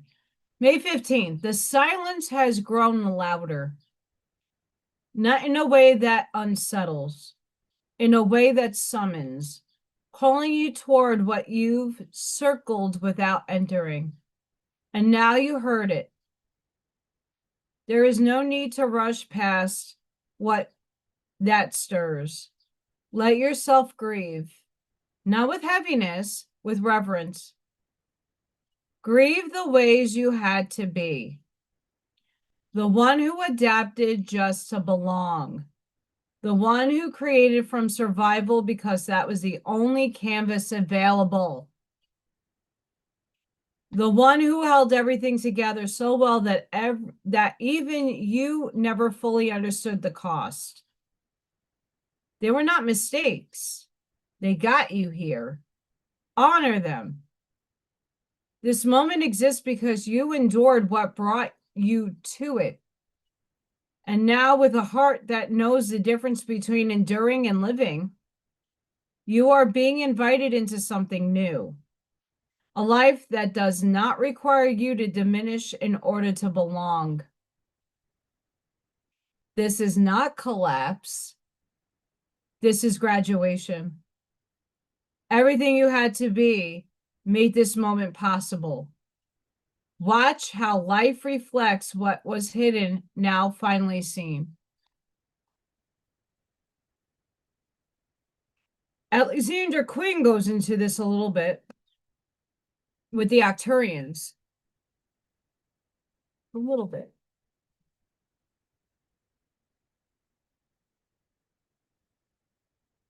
We only know how to survive. That was the programming a lot of us were brought into.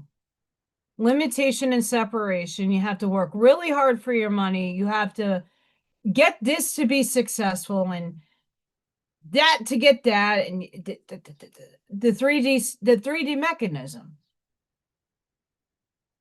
We're not in the liminal space. We're at the ends of the hallway, but we haven't gotten to what's beyond the liminal space just yet.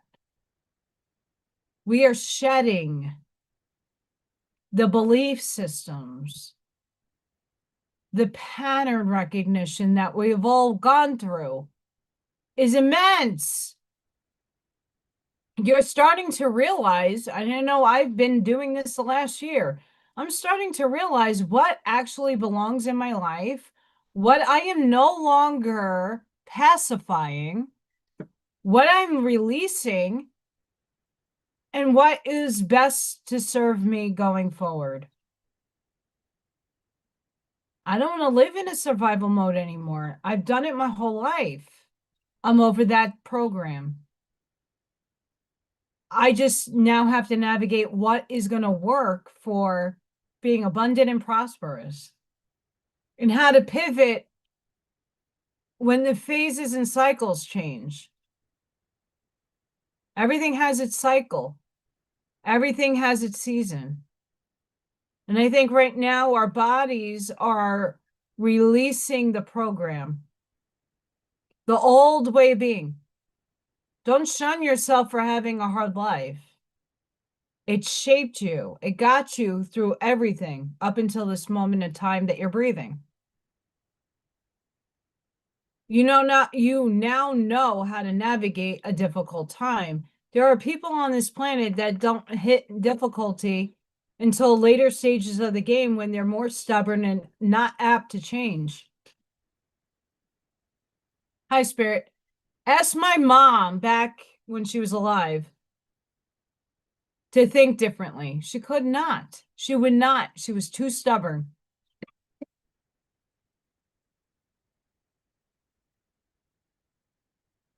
Right? And we are going from surviving to thriving.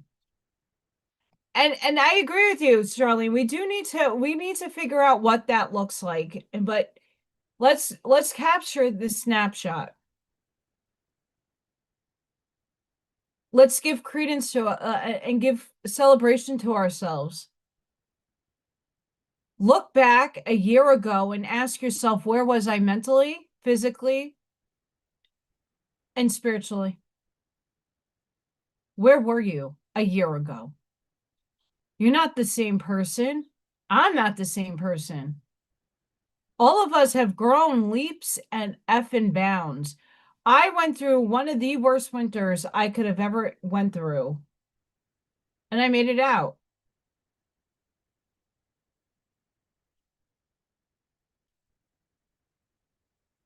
I manifested alone for myself so I can keep going. It's not an end all be all, but it's relief. It's like, wow, I could breathe a little bit now. I can get my debt down. Wow. I had the weight of the world on my shoulders. And March was the first time in a very long time that weight was actually felt lifting.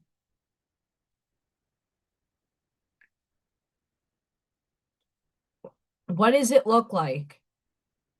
For everybody, it's going to look different. But you know what I know? The feeling. I feel more at ease. I hope some of you are as feeling as ease, even if your life is a chaotic ball outside, right? My life never really changed. It's chaos everywhere. Shit everywhere. It's chaos. I thrive on chaos, by the way. But there's a sense within my soul that I didn't have before. I feel more secure. I feel like I can get through anything where I used to doubt that feeling. The real fear is it's real fear. How do I pay for the next bill? And I started giving up and not caring anymore, not because I'm not a responsible human being. I am. But the fuckery at foot,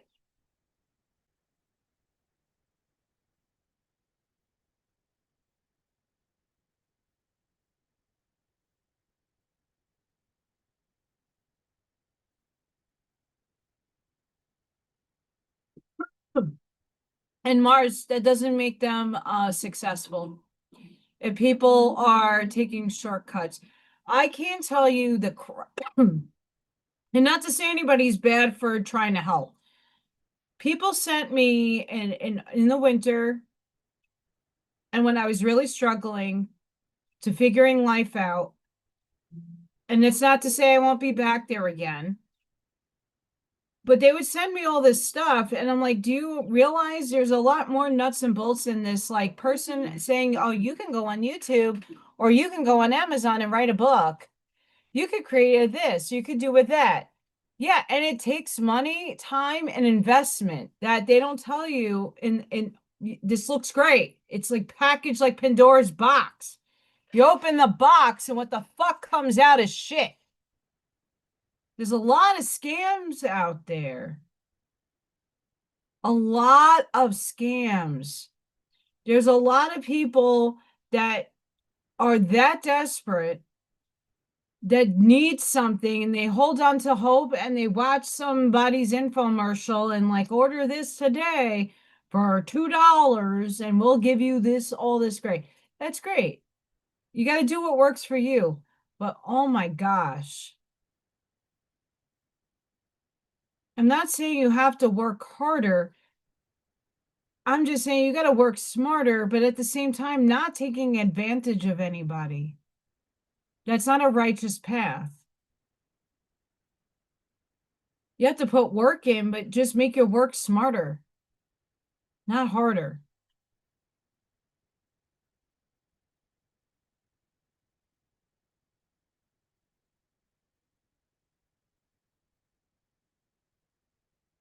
Yeah, in the tiredness, Charlene, a lot of us are feeling right now because I've been feeling it. I know many of you have been feeling it for years, but it's like now it's like trying to move through quicksand. You just keep getting sucked down. You make your headway sucked down. I mean, a lot of people like, hey, Allison, you lose a lot more weight. And not that I'm overweight. I'm just going through the lady changes. I got extra water weight a lot around me. And I've been moving caffeine. If I don't have my caffeine, I'm out. I'm done. Done, Zos.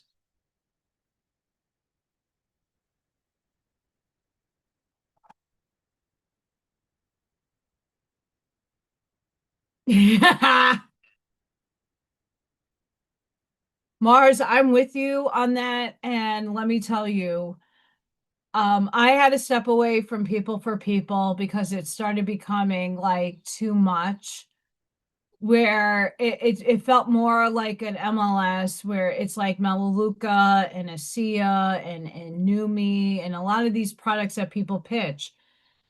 I'm sorry. I can make the same shit in the house. I'm not paying $150 for a case of 4 bottles of water I can make at home. And I'm not here to, if anybody takes it still and you're getting really amazing results, good for you. And I'm not here to bash you for doing it either. I'm just saying I saw past the people's defy the economy. I think one thing I know a lot of us have now got attuned to because of the grifting. And not to say all things are scams. If you're into gold and silver and you're buying from a reputable place, I'm not here to shun you at all. I'm not here to shun anybody. But the language that people use to market their products is it's deceiving. Well, they're so nice. Yeah, in their fucking $700,000 yacht and their many trips. What are they doing to bring back the money to the community? What are they doing to help people besides engross themselves? I'm not saying you can't take care of yourself and you shouldn't have nice things. What are you doing back for the community that's supporting your richness?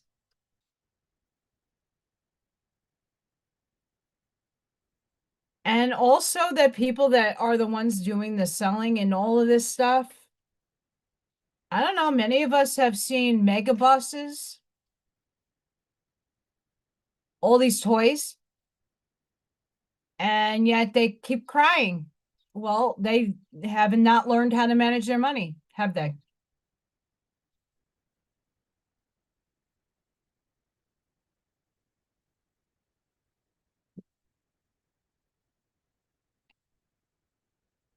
Mars, you have to make your own way. Unconventional. I'm not, you see, and that's the thing about myself. I learned very early on in art school, believe it or not, even dancing school. I'm not competing against anybody but myself. I don't like to compare my artwork because it's unique to me and it's unique. It's one of a kind. Every piece that I make, there's no reproductions unless I make prints out of that. But even at that, I'm not competing against anybody, only myself.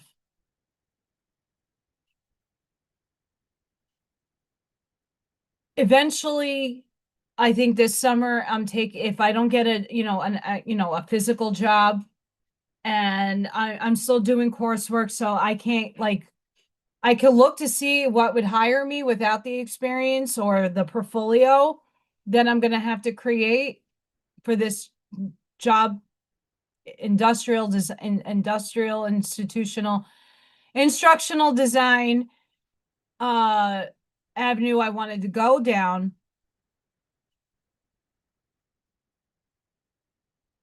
Yeah. Um I want to write and put out that book. I'm still every day making little photos, and a lot of them have not come out as great as the black figures coming out of the mirrors. But I'm playing a lot with the AI to getting my what I want out of that so I can make a book. And I would be selling it. And I'm going to make a store on like one of those spring tea things where you can buy shirts and stuff. But I'm not selling a dream. I'm not telling you that there's a 5D economy and that you're drinking the nectar of the gods. I'm not giving you some farce bullshit, right? I'm still working in practical 3D linear land with a higher consciousness. I still have to play the game in order to survive, but I could do it more with intention of positivity.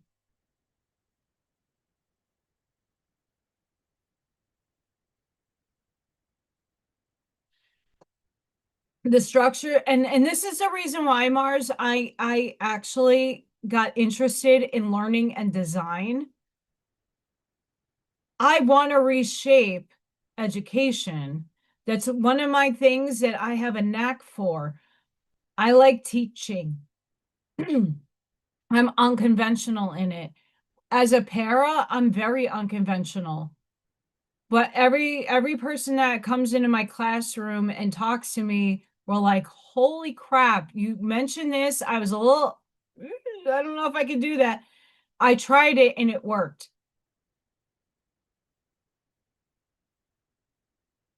I want to reshape education. Our children deserve that. Even adults. The structure in which we learn needs to shift.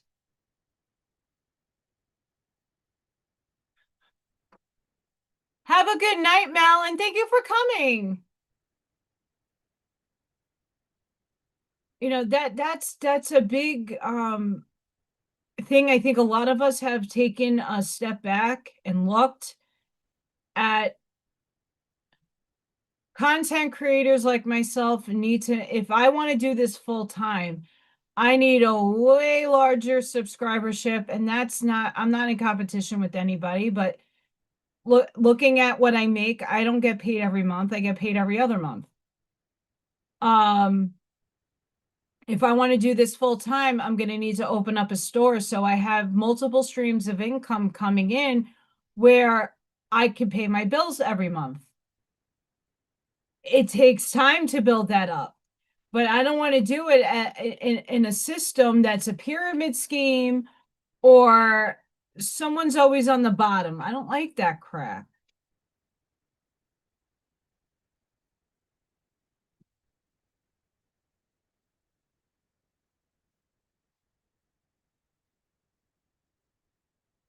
And that's why, Mars, I like and this is why I'm taking a course right now on e-learning. And all the stuff I'm doing is more designed for adults than children. I'm going to get to the children part, but I want to understand, like, okay, I'm putting courses out, not necessarily courses, just information being presented. But if I were to take the information I put out in my quantum physics spiritual component and make it into a course, I could.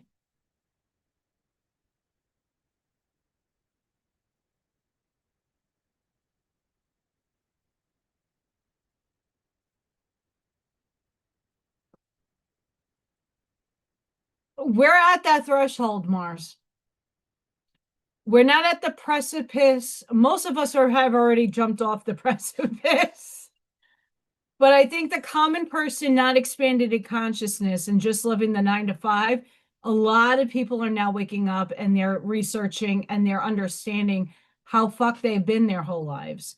That, I think all of us have been there at some point in our lives. We discovered, holy shit, the system's screwed. We were born into this. Our parents were born into this. Our grandparents were born into this. It's been a cycle. We are the ones that are breaking it.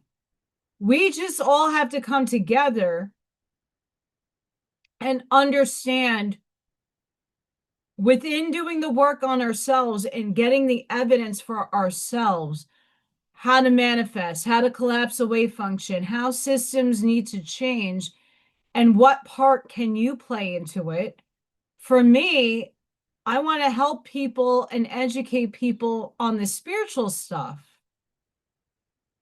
like I've been doing for the last 4 years, reading different books. People are fixed focused usually on one religious text.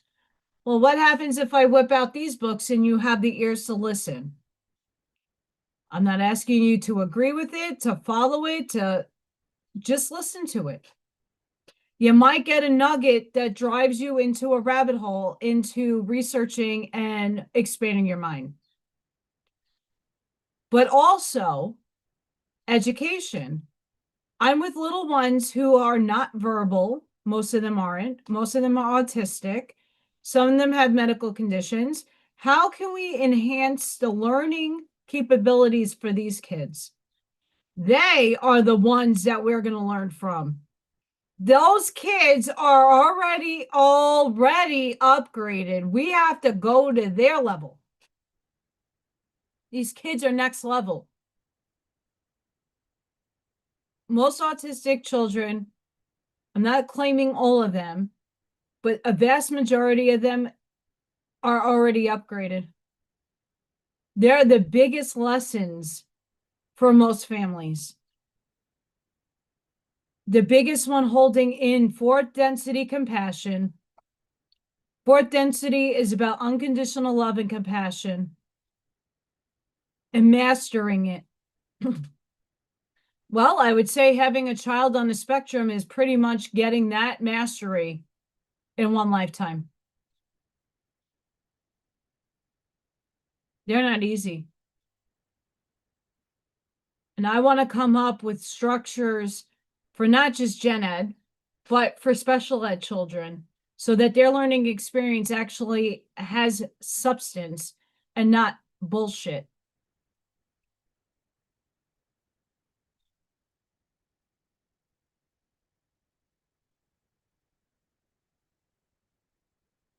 A lot of my babies, we're doing sign language, like help me, please, thank you.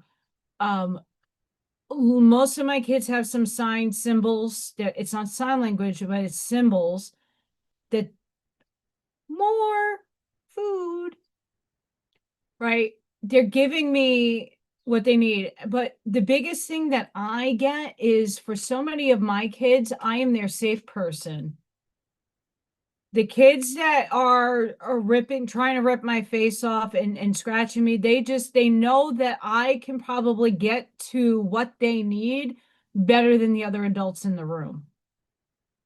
And now the adults are watching what I'm doing. The other kids are now warming up to them because they're now understanding their language, how they communicate. And it's a beautiful thing to see. I'm like, seriously, this year, I am so proud at my kids, how many of them have gotten potty trained. Obviously, moms and dads are helping at home too. But how many of them gotten off the pull-up? Now my range in my room is 3 years old to 5. There's a lot of differentiation between a 3 and a 5-year-old. Huge. These kids come in not speaking, and by the end of the year, we got sounds coming out of many of them. Some of them are talking. But at the beginning of the year, they weren't.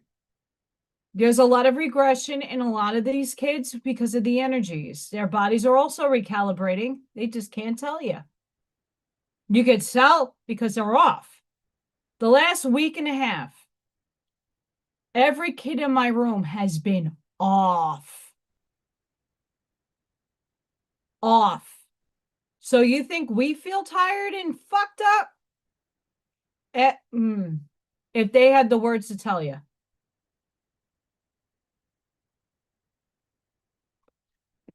It's why I have a hard time moving on from this job, because I love it. I'm very passionate about it. I've been doing it. In August will be 12 years that I'm doing this job.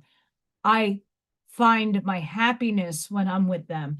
It's an exhausting job. It's an underpaid position, but I still have a spiritual purpose in the room. And I'm helping those kids spiritually and physically. Next week, we're having field day just for them. The specials, the physical therapists, the occupational therapists, even speech, we're putting on a little, so I work in a contained room So my kids only have a half a day and we don't go outside and we don't really get to play. We play in the room. We're going to take the kids to like the little gym, and we're going to have bubbles and activities for them to just have fun. I'm so freaking excited. I am looking right now. Remember those little ice cream cups with the little wooden spoon? I'm trying to find them in mass. I don't know if my school will allow it, but I want to give my kids a little ice cream treat. Like, these kids have come so far, and it's really rewarding and fulfilling. They're also upgrading. They already are, for the most part, all of them are upgraded. But their bodies are also catching up like ours. Mentally, most of us are already higher dimensional thinking. Our bodies are still linear 3D. And that ping pong match,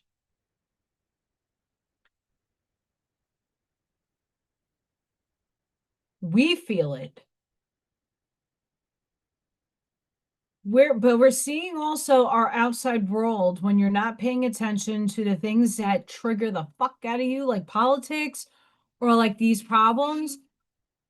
We're striving and getting our epiphanies, and we're getting and connecting those dots for ourselves. I would hope many of you are doing that.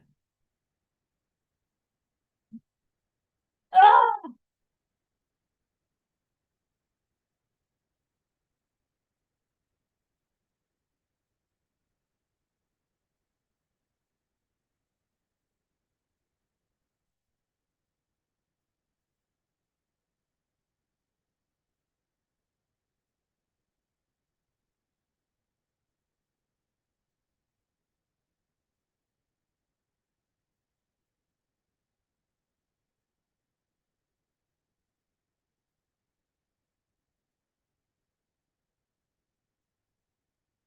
Anywho, sorry. Checking my beautiful Amazon. My soul sister from Brooklyn in the house. Soul sister in Brooklyn, she is finally at the age of 44 moving on up into her own apartment. And this girl, because she did a really nice thing for my birthday, and I only have to give it back to her. I got her some gems for her new apartment and really funny towels, for hand towels for the oven, and a coaster set. I got her some dream catchers. And then I'm going to send her a card, and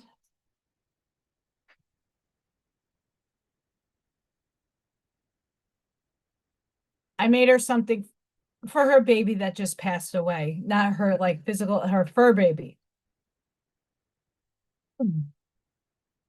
But then I'm going to actually send her her new address. I just have to wait. Let me tell you what. There's multiple reasons why I didn't want to go to work today.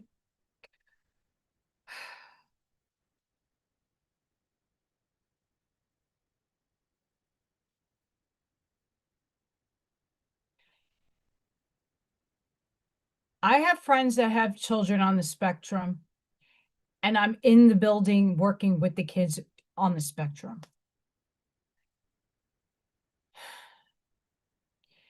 A lot of parents, well, my kid don't do that. Okay, but your kid is at home, not in school, with a lot of different triggers to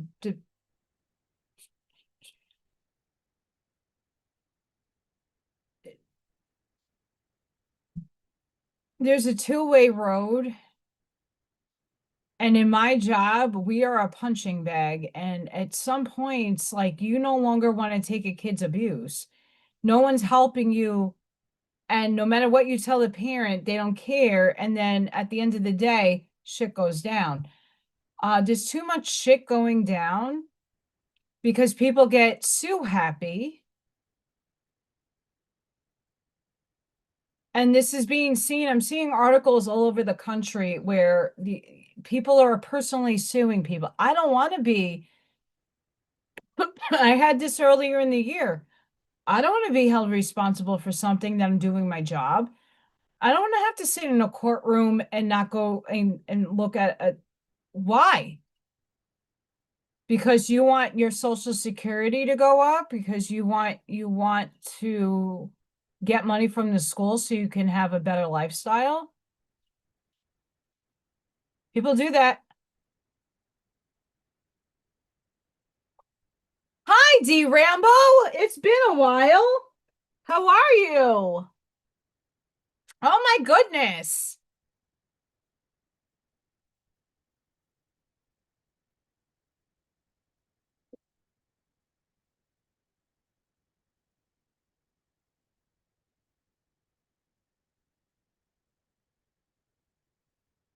Well, Stephen, here's my perspective. I think all of us have a little bit of autism, and I think a lot of us are I'm on the spectrum. I could tell you that. Not in extreme levels. I wouldn't put myself into level 1 to 4. There's 4 levels. And this is just my wheelhouse, just my opinion. I have dyslexia. I have organizational dyslexia. So when I'm reading, like words are flipping, numbers flip in my eyesight, and sometimes when my brain processes things too quickly, I fuck up. Social awkwardness, maybe once in a while, but I mean, who doesn't have that?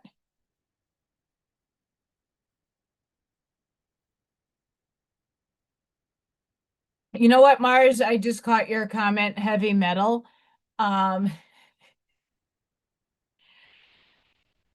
I have a term. It's not a popular one, and I don't call any of my kids this, but I call the kids who come in swinging, biting, scratching, and just wants to rip a room up, mosh pit. I used to mosh pit, but I call kids that do kind of that kind of damage, mosh pits. They're mosh pitters. They're coming in with the mission and they're gonna rip shit up. They're a mosh pitter.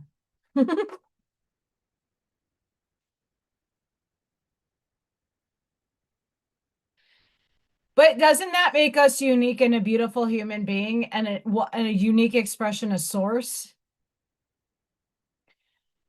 I think the reason why a lot of people get along with each other is because those of us who are quirky, unique, and weird and different, well, you could be quirky, weird, and different in front of those people and you feel accepted and loved, where a normal person is going to be like, well, okay, bye. Woo. And for us, we're like, hey, join that crew. We love you. Be different. Be you quirky and unique. I'm going to say this. A lot of people, when I had my birthday a few weeks ago, about a month ago, a lot of people in my building had no idea that I was their age. Teachers. They thought I dyed my hair and they pinned me at early 30s. I'm like, no, I'm 43. How are you my age? You look amazing. You look so young. Well, it's because I don't drag myself down into shit. I'm not a frumpy old lady. I didn't let myself go. I am keeping up with life and living it fully. I'm excited every day. Even if I have a shitty day, like today, I was throwing up all night. I was sick to my stomach. I had a fever. You know what? I took a shower, I shook it off, and I'm not 100%. My tummy still hurts a little bit. Water. But that's what makes each and every one of us unique and amazing. I do the goth thing. Like, look, my eyes, they're like, it's mature goth. I'm gothic. I like wearing black. I'm going to do me authentically and fully. Fuck opinions because everybody has one. They're like assholes. I just have glitter shirts and sparkle farts. But I'm being serious in be you authentically. Stop hiding behind the masks. This is what all this energy that we're going through right now, all the things that my cards are saying is what are you willing to battle for? And if you're not willing to fight that little battle over there because it's going to suck your energy dry, don't even give it its energy.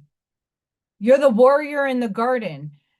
Are you going to let the little fuzzy wuzzy bumblebees go through because they're going to pollinate? And you're going to worry about, oh my God, they're going to sting me. Or are you going to let them be and get the deer eating your shit? Have a good night, Charlene. We love you.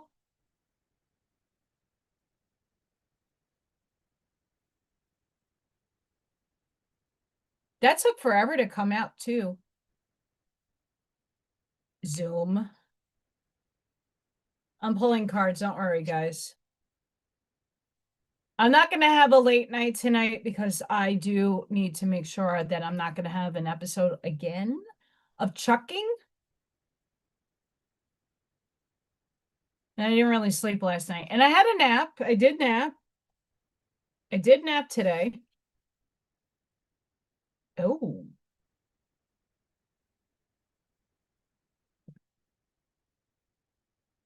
Oh.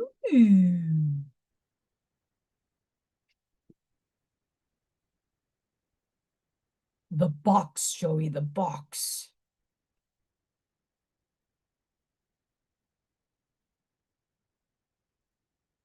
We got some really damn good cards. I gotta shut this off. We got some damn good cards.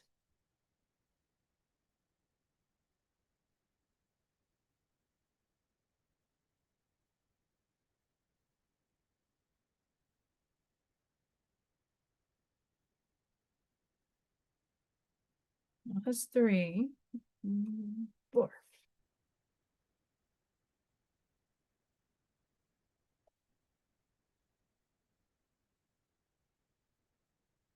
You know what sucks for me? Roman numerals.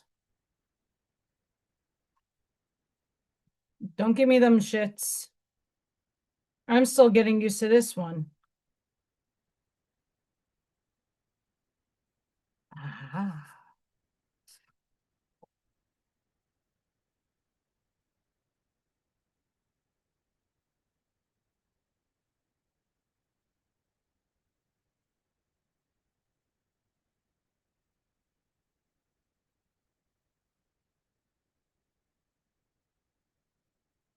Hi, Walter.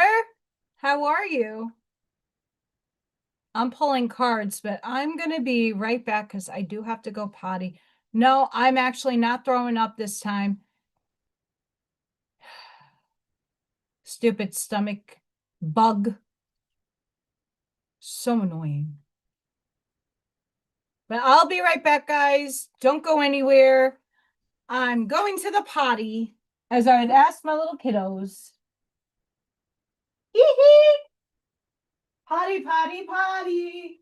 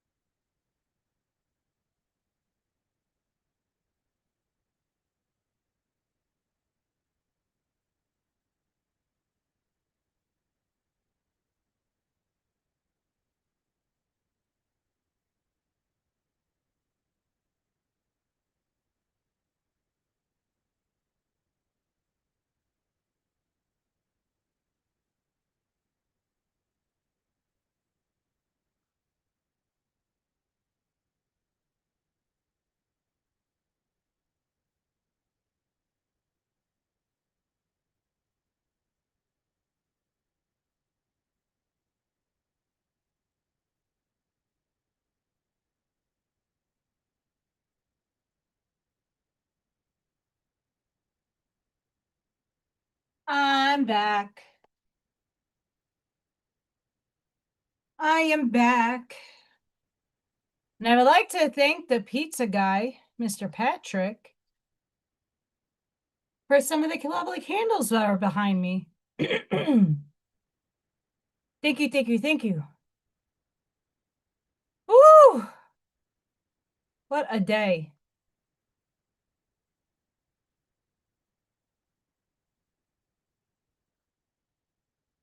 All right, here's another one for spiritual cat perspective of the day.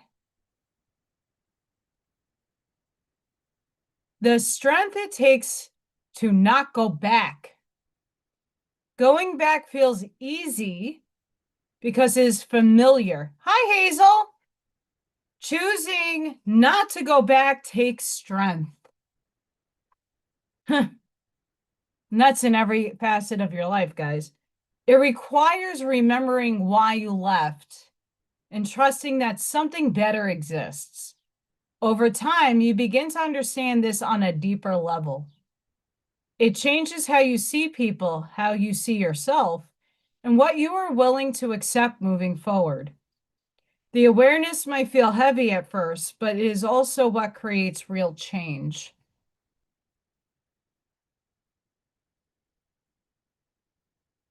Chicken drop.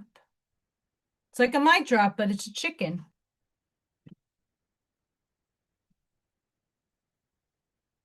Chicken drop. I think this is also where a lot of people are in stagnancy right now with letting things go, knowing what your battles are fighting for, why you are feeling stuck. We're in that liminal hallway. We're in the hallway. And what you desire is in the next room, but you got to defeat the boss to get to your goal. But you got to do it in a way you never done it before. And before you went to the room, you're like, oh, fuck. If I just were to go back to the old strategy, I might win because it worked for me forever. But that's not how you're obtaining your goal is going to work now. That program that we lived up until this moment in time, that way of thinking, that belief system, that mode and modality, the structure of your life, we're all shifting and changing to do better and get better results. That equates in your nervous system. So you want change, and now you're implementing change. I'm changing my mindset. I'm not thinking negatively on certain things anymore. It's not to say they won't pop up. It's not to say I'm going to stay stagnant. It's just, well, I don't know how to move forward. Okay, cool. Now you're thinking. Do not go back to the old loop. It's that radio station that you've been listening to the same Ella, Ella, umbrella, Ella. 97.7 New York. Every summer, you get the same fucking 5 songs. Christmas time, it's all Mariah Carey extravaganza. You don't want to hear that bullshit no more. It might be nice once, not on loop. Thank you, Walter. We don't want that. We want new. We want different. We need change. But it feels so easy to go back to the old way of thinking, the old way. We don't want to go back. Walter, you're getting emojis. Thank you so much, Walter. But just think about it. You've done this program, this loop, you had your belief. And your universe is going to test you to go back to that old loop. Because it's familiar. It even though it didn't feel great, but you already know how to feel through it. What we're going through right now in the energy field, we're exhausted, we're recalibrating, we get light codes, now we're integrating all this shit. Then we get a little, a few days of calm. And then all of a sudden that cycle happens again. One aspect of you was, and now we're understanding how to integrate it.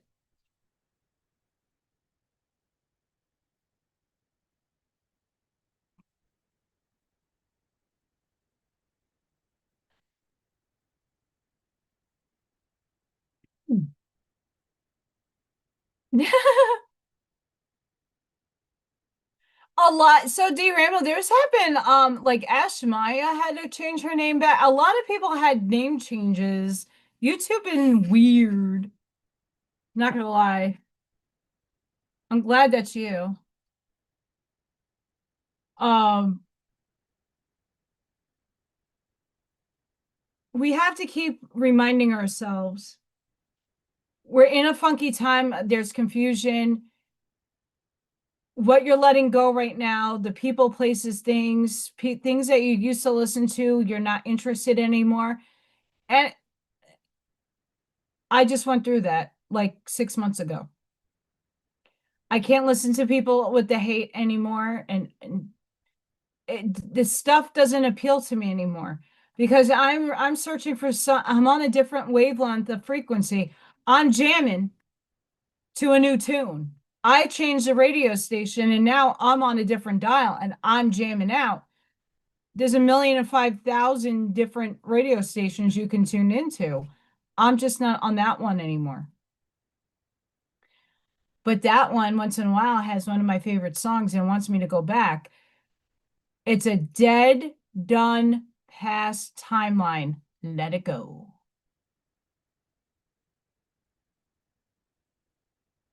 Truth.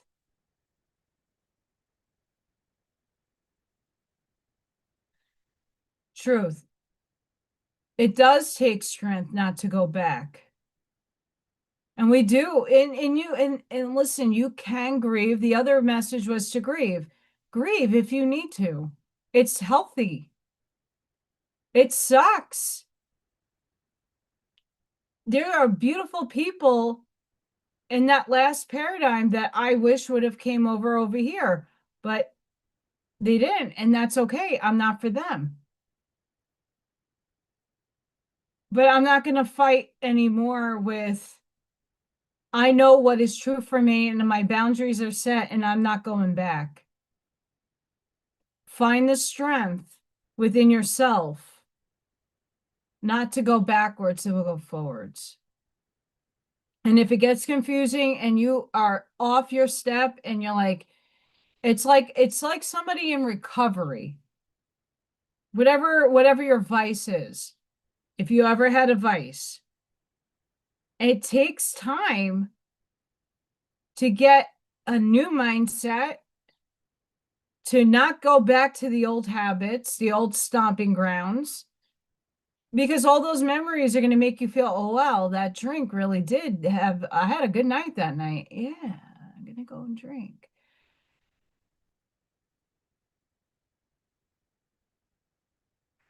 And then it's like hell, right?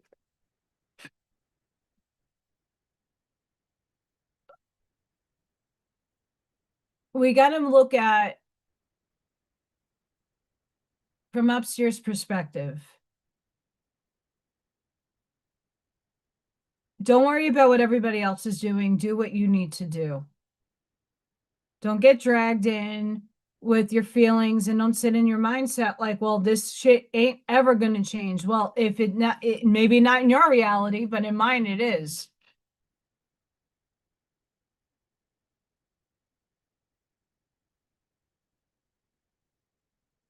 Damn straight. This is the moment in time with all the energy, like fire horse February. Lit the fire under ass.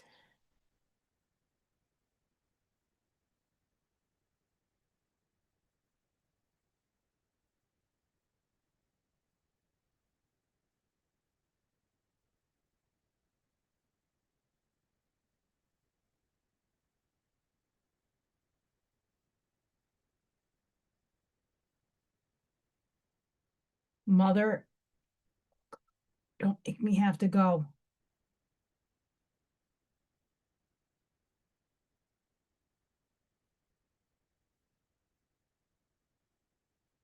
Anywho, sorry.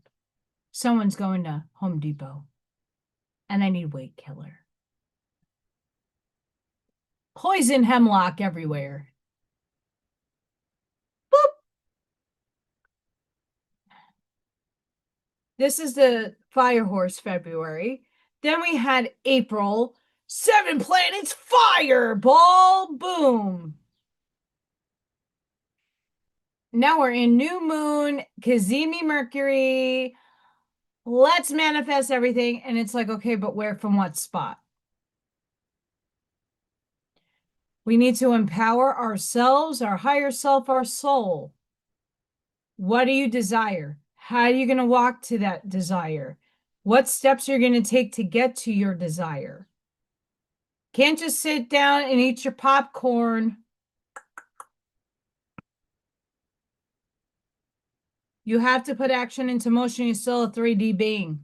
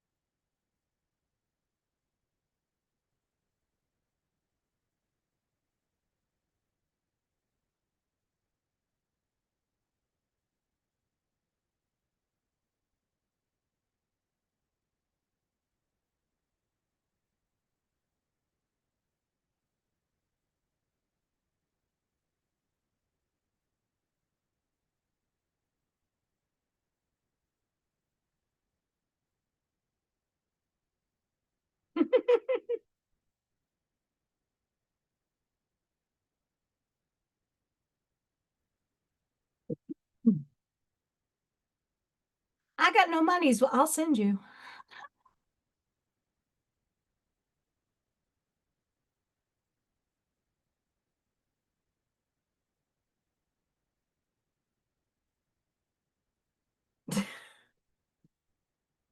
I took myself out of the political stuff, although I have the mafia in, guys.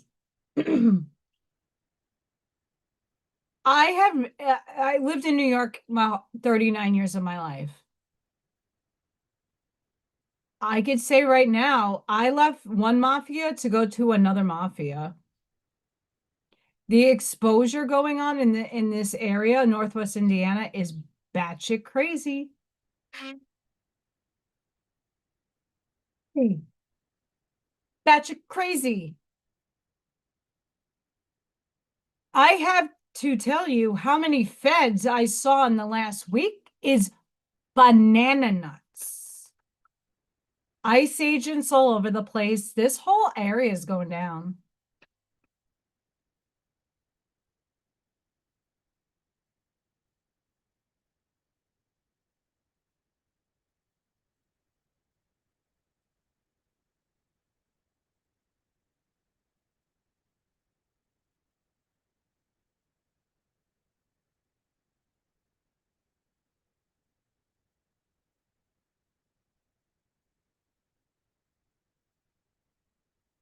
Feds everywhere, up and down my block. Anywho, shit's going down, but I'm not giving my energy toward it. The education, maybe. The crone, the witch, the old woman this age. Am I the crone or am I the maiden? The crone has been and has seen it all. Nothing frightens or surprises her. She is the final manifestation in the feminine trifecta of maiden, mother, crone. In her long life, she witnessed endless cycles of death, sex, failure, rebirth, conflict, and regeneration, giving her the ability to rise above the world of duality. She laughs at notions of good or bad, right or wrong, as she has seen the earth churning, smoldering, taking life and giving life. The crone energy accepts everything in devouring beauty and suffering with the same mouth, using their energy to reveal hidden secrets and knowledge. Her energy resides in all of us, though it is feared by most for its power and unconventional relationship with death and macabre. Awakening the crone is dangerously rich and unapologetically magic. Magic, clairvoyant, psychic, intuitive, and wise. Unlock this energy! Crow. Woo, woo.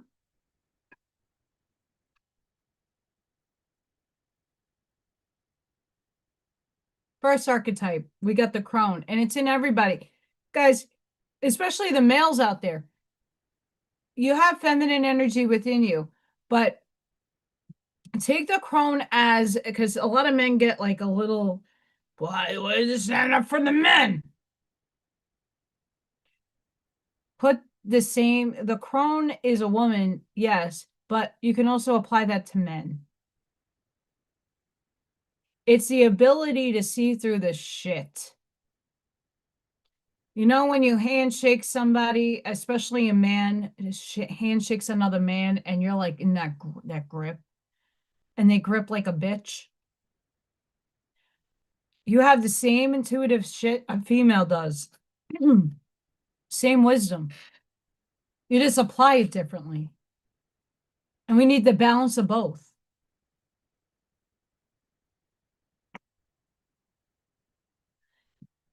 So tap into that ancient badass that you are. Be the observer, observing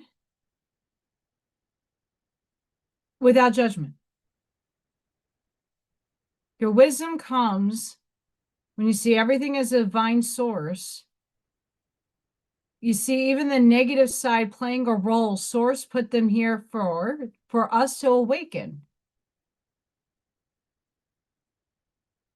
People will come to their own justice in due process. My job this life is not to be the judge, jury, or executioner. Sure, I have my opinions, but that's not my job.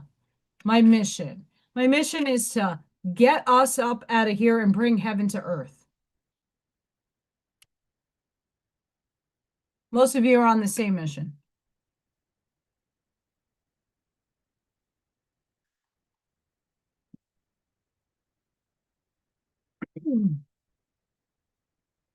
It's one.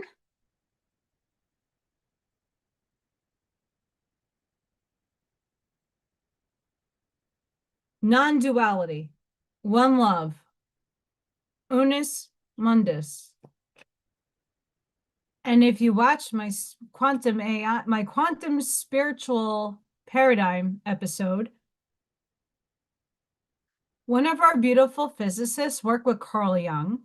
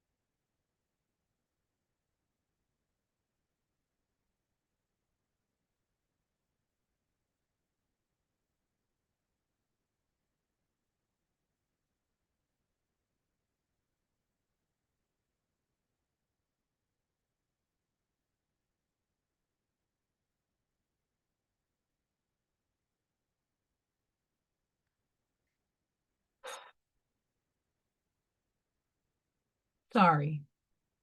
Home Depot debacles here. Our ability to experience this archetype firsthand is limited. It comes in brief and potent moments that we are left to savor for a lifetime. The one is both the energy that unites all living beings and our capacity to sense this intimate union. This archetype eludes us most of our lives, appearing as a concept in a distant galaxy. Yet when we are in the midst of its power, a salesman reverence falls across all the land. We glimpse ourselves in the vastness of all consciousness and are neither small nor large within that field. We are neither important nor unimportant. All duality fades away, and we are left with what is, the precious knowing that life is a gift. And we are both the giver and the receiver of this future, this fortune. Non-duality. Serves, loves, accepts, resonates.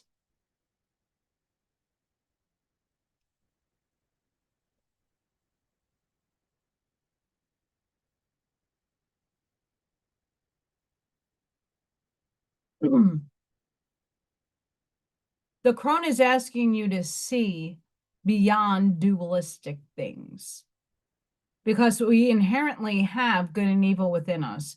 We have light and darkness within us. The one is all things. And this is why I follow divine neutrality. It's not because I don't see both. It's not because I don't choose a side. It's because I take the bird's eye view, looking at the one and going, okay, this is how that's playing out. Okay, and I will go over here and decide what path I need to take, what avenue I'm choosing. That's not to say that I'm kumbaya and not doing shit and sitting on my couch with popcorn. That's just saying I'm seeing how the game is played and I'm going to play my chess piece.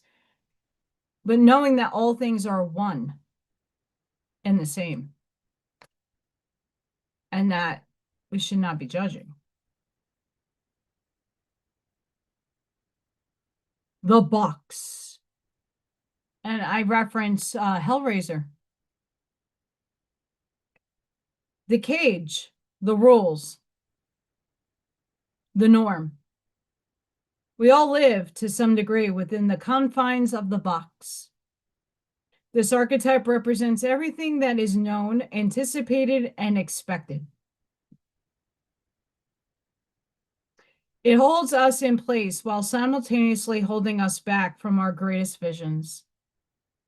The box is sneaky, insidious, and everywhere, limiting us at the most unconscious levels. It is built of layer upon layer of social constructs and pressures.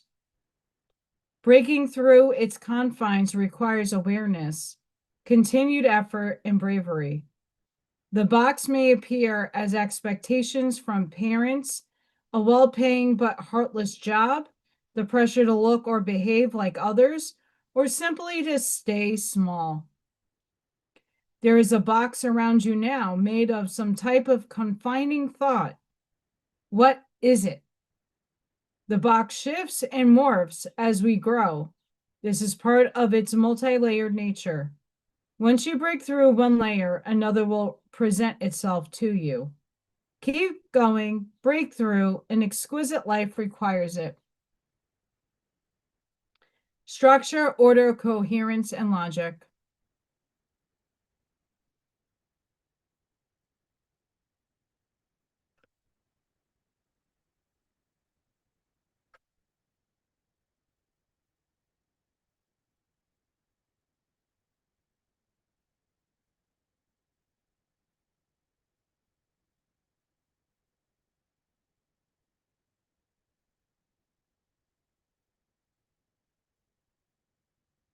In order to get out of the matrix, you have to invoke the crone. You have to know the one to get out of the box.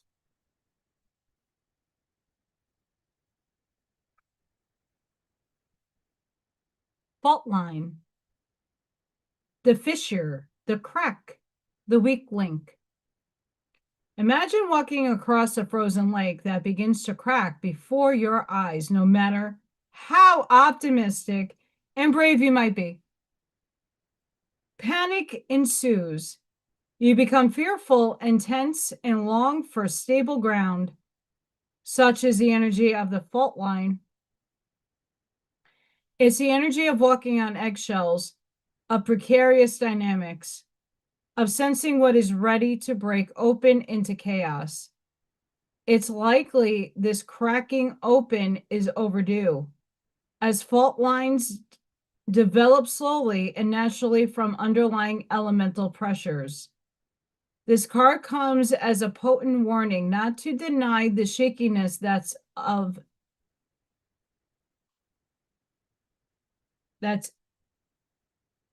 afoot. Sorry, the font.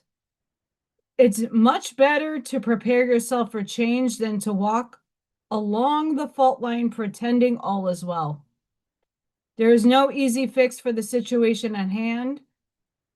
It will require a foundational shift that alters the current dynamics from the ground up. Ladies and gentlemen, this is what we're walking on right now.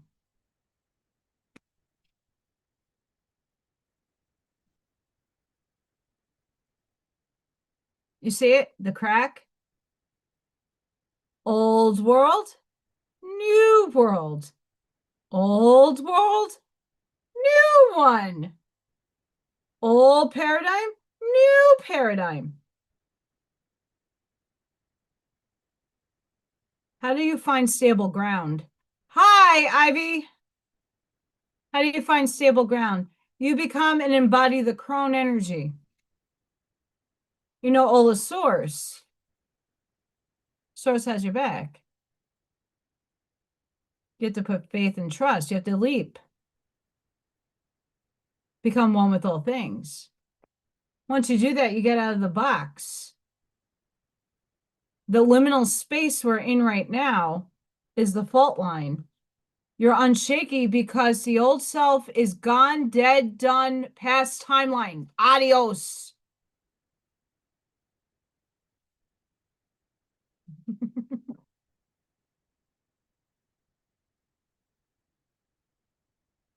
Gotta get out of the box. Now that we're kind of out of the box, but the old self left already.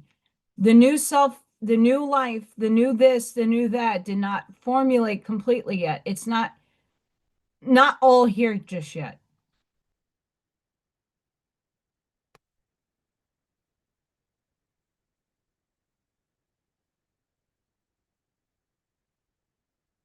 It's not here yet. And that's the liminal space I've been talking about.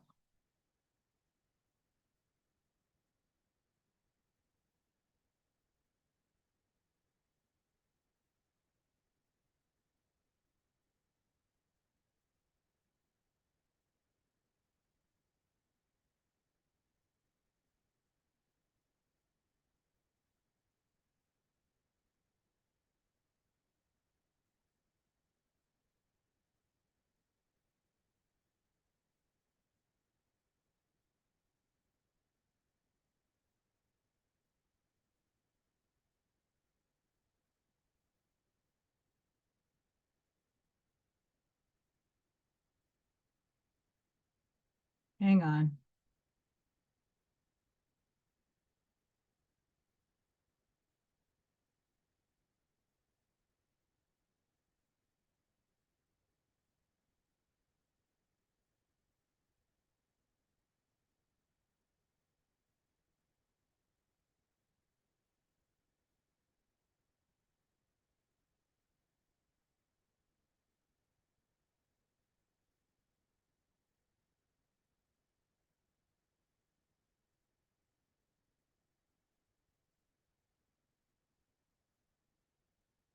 You have to take in the crone energy, Ivy. I'm trying to get a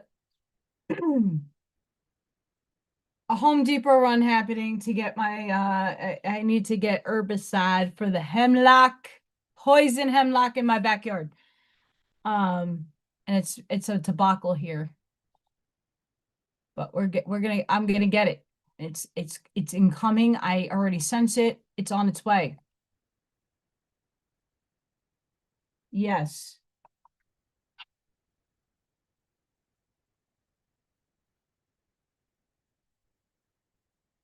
Thus, thank you all for joining. Please don't forget to like, share, subscribe, and hype to my channel if you haven't done so already. We love you.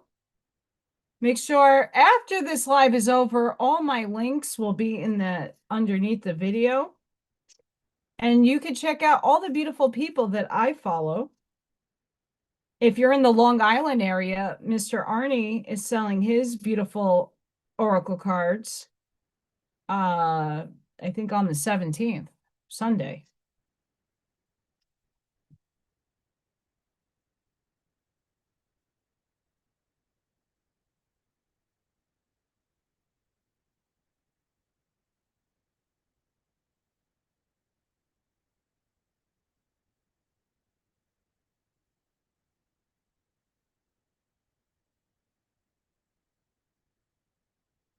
That one.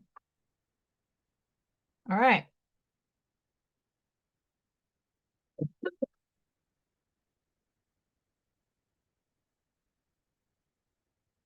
Yeah, I have a ton of poison hemlock, and every time I try to do yard work, it just keeps exponentially growing. I'm not out to get myself killed.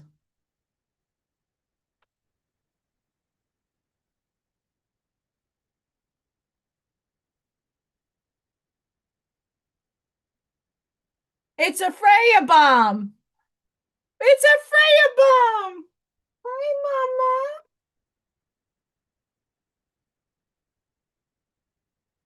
Sassy tail. It's Freya. Come here. Where you going?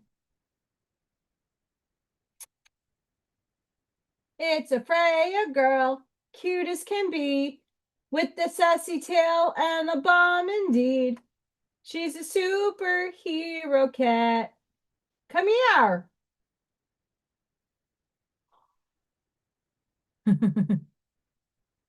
It's Freya bomb. It's a Freya bomb.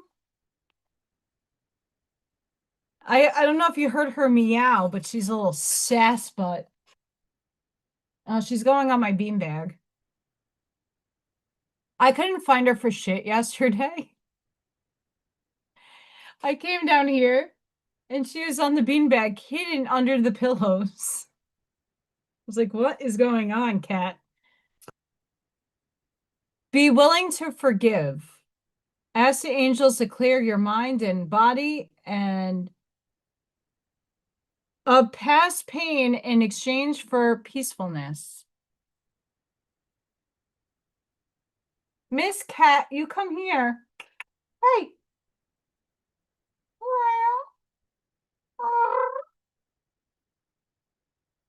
Come here. Come on. Hi, Mama. She's coming back.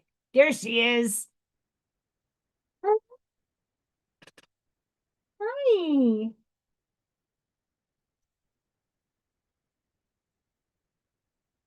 Come here. She's like right here. She's far enough for me not to be able to grab her. So she could come on screen and say hi.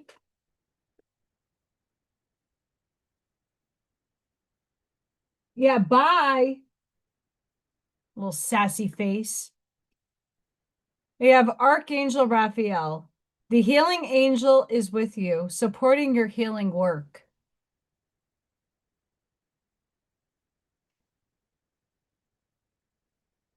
Ascended Masters.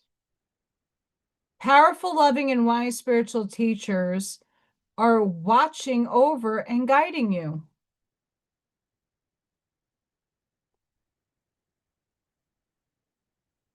I'd hope so. You are profoundly clairvoyant. Trust what you set in your mind's eye as well as with your physical sight. For your spiritual vision helps you with healing, teaching, and guidance.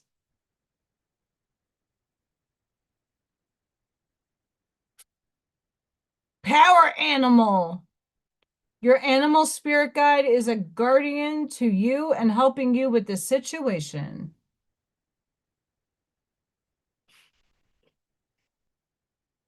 Parents. The divine truth is that your parents eternally love you to the best of their ability. The angels are helping you heal from any pain associated with your mother or father. Hi, Patrick. How are you? Look, I got your candles going.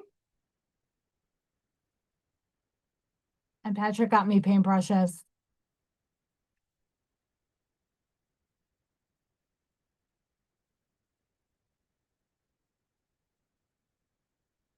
Patrick is the guy, I tell you what.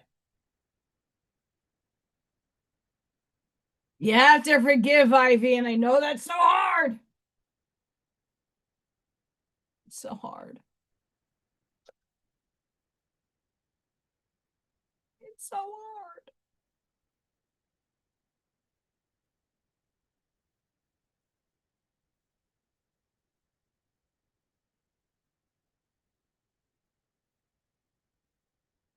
Make sure you like, share, and subscribe. I get a lot of views and not that many likes. I don't know why. Am I that terrible?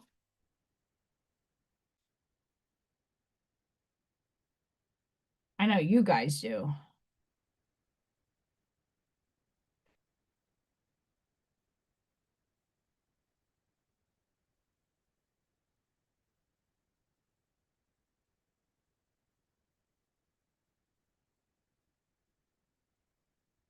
Because you can't get enough of crow around here. Love. Celebrate love in all its forms. It nurtures connections and brings joy to the heart.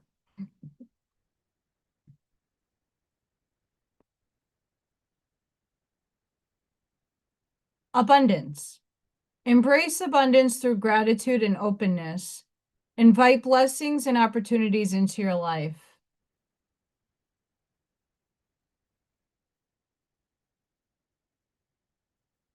Anger. It's a red spot.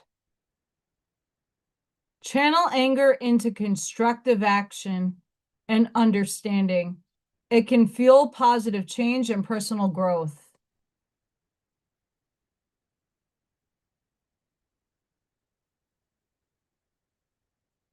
I don't know if you guys can hear the birds, like right behind my computer screen.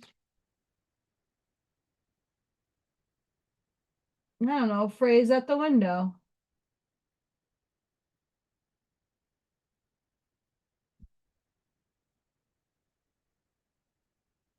Serenity.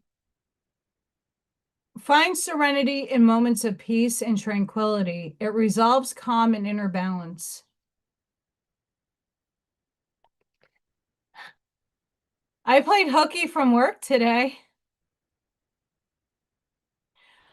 Um, I was sick last night. I had a fever and tummy upset, and I was chucking up a lot, and now I'm getting better. After this whole week of work that was arduous and extremely exhausting from all the physical activity that I normally do, but like a lot. I needed a day. My kids were not in today, so I took advantage of that fact. And I did not want to be placed in another room because that's usually what they do, because I wasn't feeling hot and I'm like debating, do I go in? But I had a fever and I really shouldn't go to work because I don't know. It was probably a 24-hour little buggy. But I've been holding everything down so far. And yeah.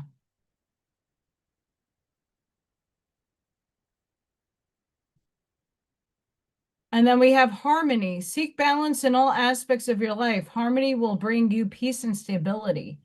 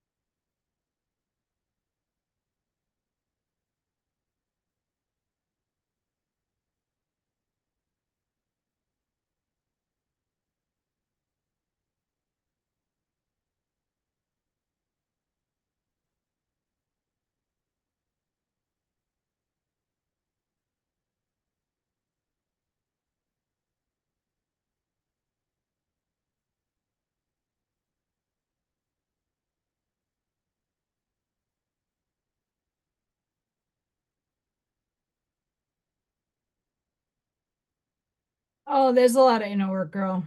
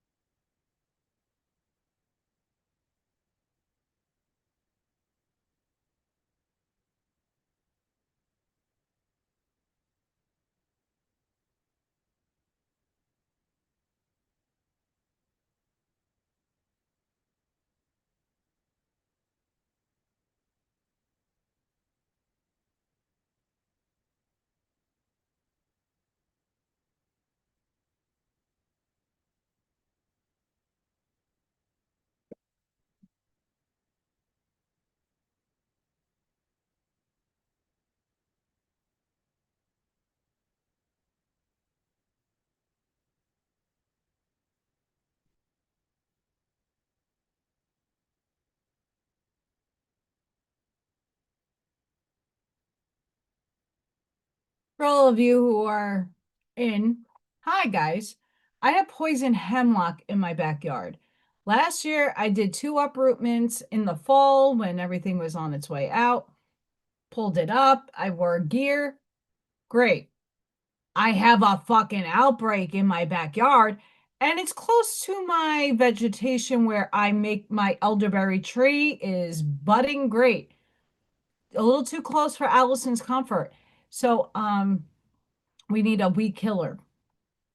It's the most best way in terms of not going near it and uprooting, and it would be half my backyard at this point. So, sorry, I have to text to make sure it sinks in to the person helping me out.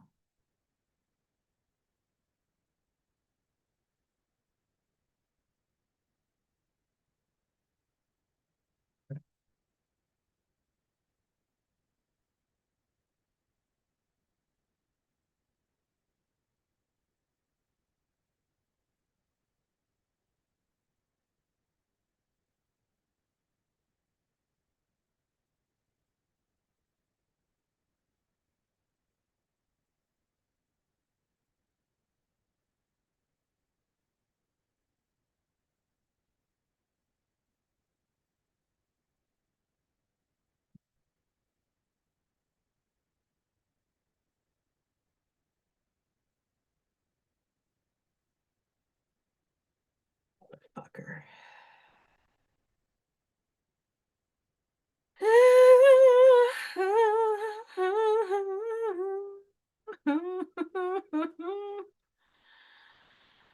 Oh, Lordy.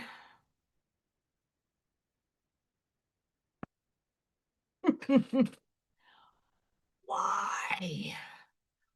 Why?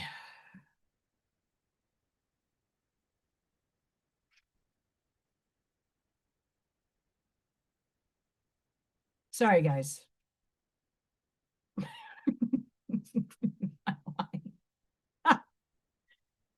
Okay, hang on.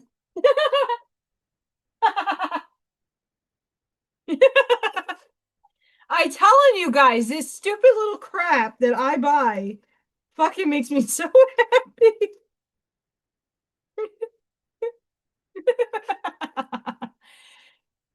I don't know who needs a laugh today, but I'm going to try to make you laugh. It's fine. It's fine. Everything is fine. The strongest steel is forged in the fire of a dumpster. I know it.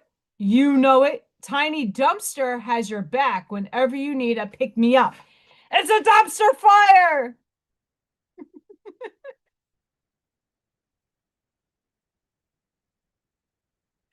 It's a dumpster fire. And there's a pen. It's a dumpster fire. My teachers are getting that. I got their tumblers and their cups. I got their cups and tumblers, and the dumpster fire is going to be a part of that gift. They're all getting a recess drink, and I don't know what else, but holy crap.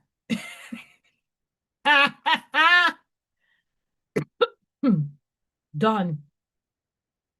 Done. All right.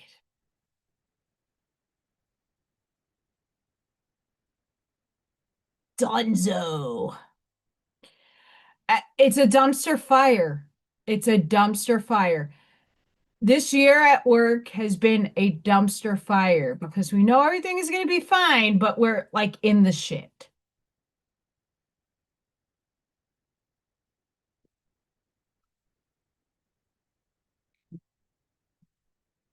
We have covenant, sacred contract. You are being invited now by the universe to enter into a sacred contract.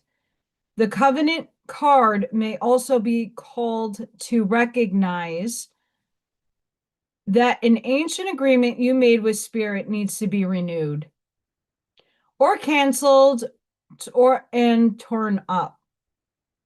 Is an opportunity showing up right now that is full of promise, but you are unable to sign and seal the deal and commit to it? The reason is that it needs to be elevated to a sacred covenant. A covenant must be founded on the truth, not your truth or his truth or her truth, but a greater truth that takes the destiny of all into account. The covenant is not about your agenda only. Spirit must be invited to come to the table as a guarantor of the good faith of all and to ensure that the direction you are embarking in will be for the greater good. It's important that you understand what you are signing up for. Be sure to read the fine print so as not to commit to something you will soon regret or that will compromise your integrity.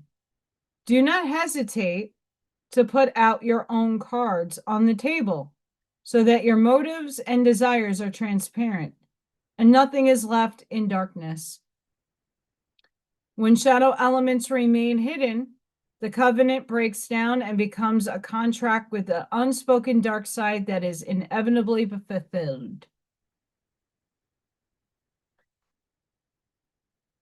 What do you at home do you need to work on in your contract? Are you rewriting your contract? Which means, are you going into superposition and pulling in another timeline that is best fitting your needs? You wrote it.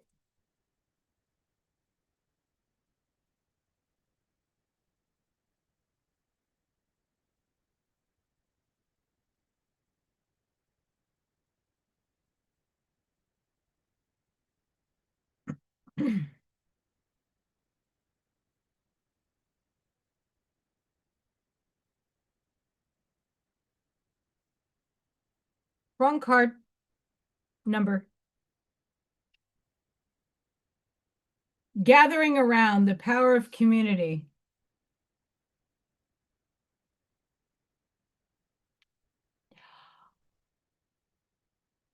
Which Constitution?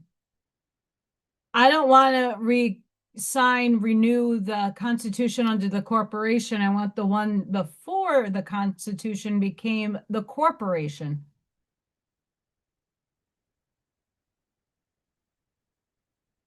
And actually, the Articles of Confederation never, ever was demolished.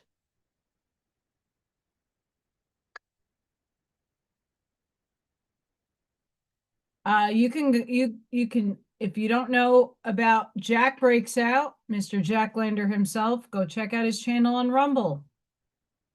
Jack is amazing. Jack does a lot of constitutional reading and research. And let me tell you what, there's two constitutions. Meeps.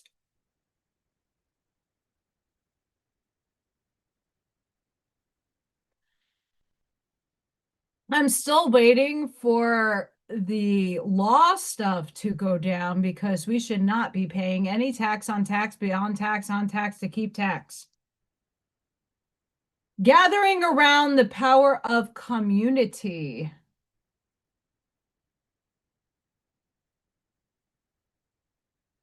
Correct. Right. That's why I might have to move. I don't like how Indiana is behaving. There are times when you need positive reinforcement from others.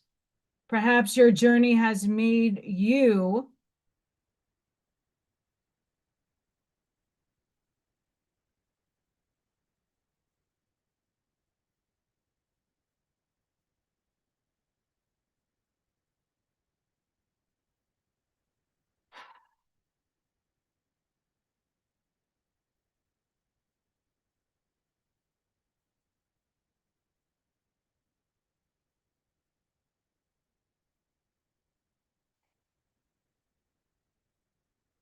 Perhaps your journey has made you tired just before reaching the proverbial finish line, where your friends await to cheer your arrival. Know this, you're not alone. Regardless of whether you think you are, people gather around to help with your next step as you bring it forth from the cosmos into the beauty of life. There has never been another you before, and you have a unique relationship with your friends, family, communities, and all those who gather to help you in the unseen realms. Now is the time to allow assistance from others and ask for it and trust that you will receive it. You are safe and secure right now in this moment, truly supported in your beautiful, amazing, complicated life. You are heard by angels, witnessed by the divine, and loved, yes, loved now and always will be by life itself. Whatever your query, you will find the help you need to achieve what you desire, and you will not have to do this alone. Count on it.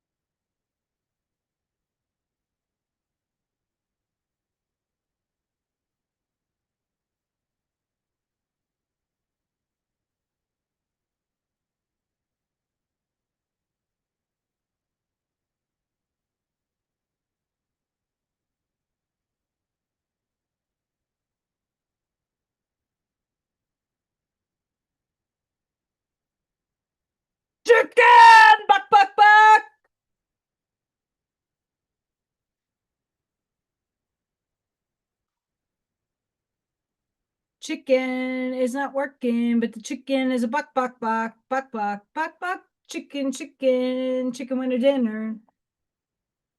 Batty! It's batshit crazy time. Yay. Yeah. All of us wrote each other in our contracts, by the way. Thank you. I'm here to help.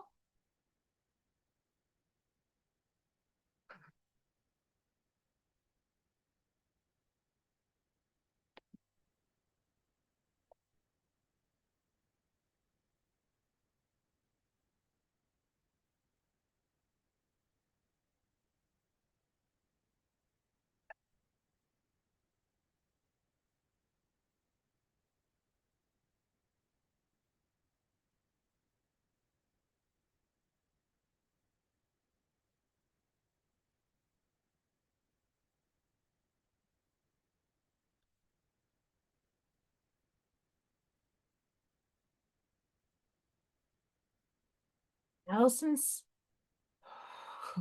patience is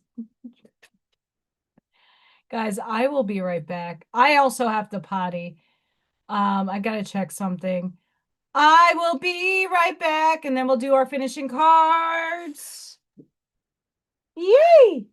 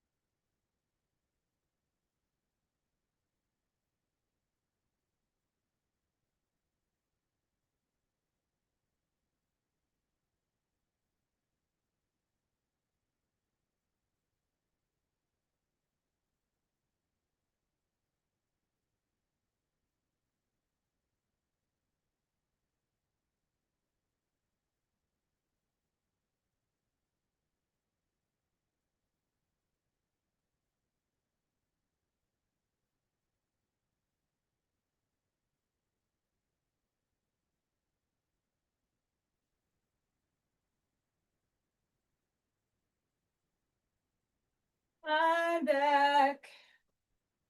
Sorry that took so long.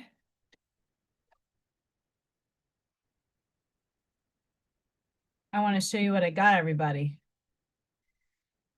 Oh boy.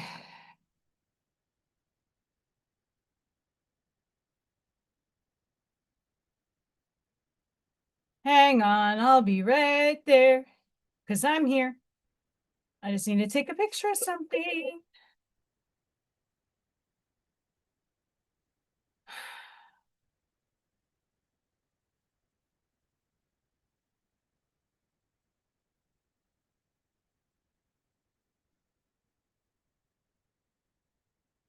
So,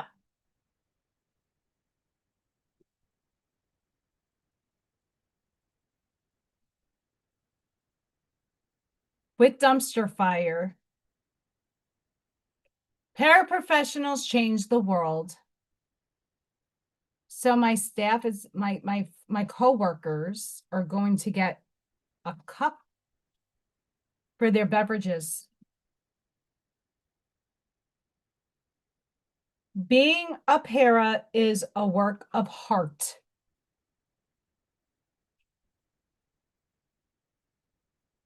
And then there's like a bunch of other colors and stuff. I got like a bunch of these. So yeah, these are the little takeaways and thank yous that I'm giving to the staff. that all of the staff that are in my special ed department literally got me through this winter with my car. What is a better way of saying thank you than little mini gifts of appreciation?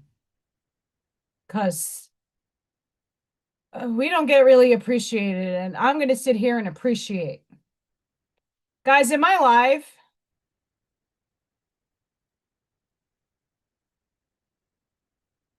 I got the spiral of death.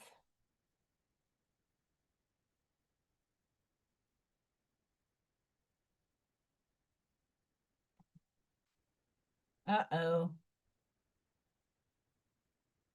Uh-oh, SpaghettiOs.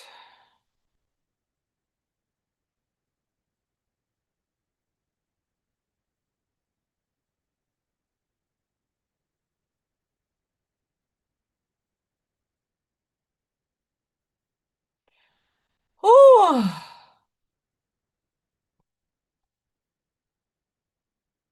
I had to reload. I was going to have a panic attack there. Fuck life.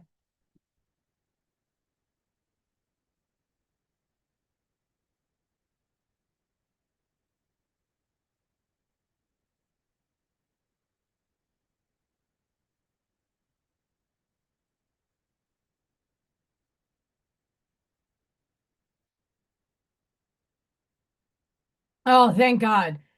When I get the turnstile of death, because I have my YouTube up in the background, just so I could see if there's glitches and if you guys could see me okay.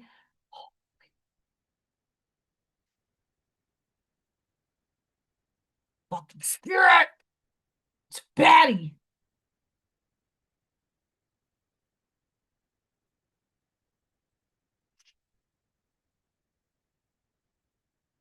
Yeah, anybody, I'm gonna upload tomorrow. I might do the card reading on Sunday for those channel members out there.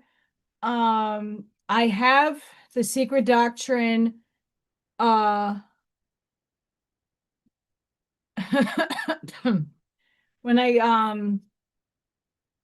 earlier I did a video.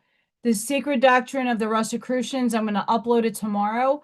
Let's just say that it's not an easy read and it's very hard to understand unless you know the esoteric stuff behind it. Oh,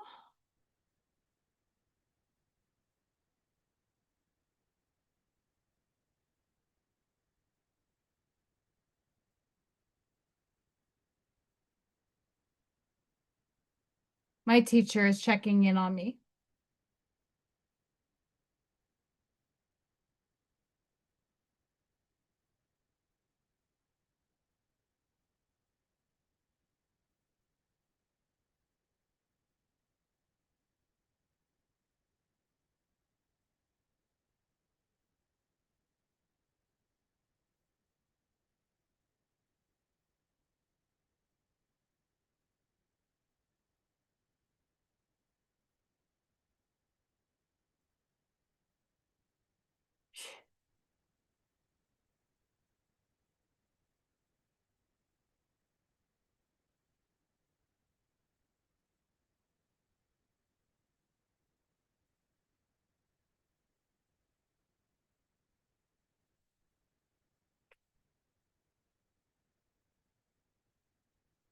I'm pulling one of these.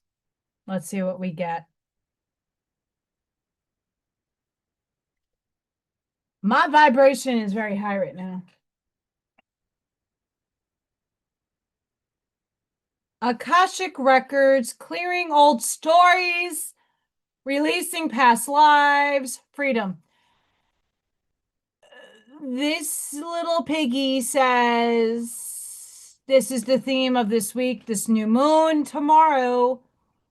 New moon tomorrow.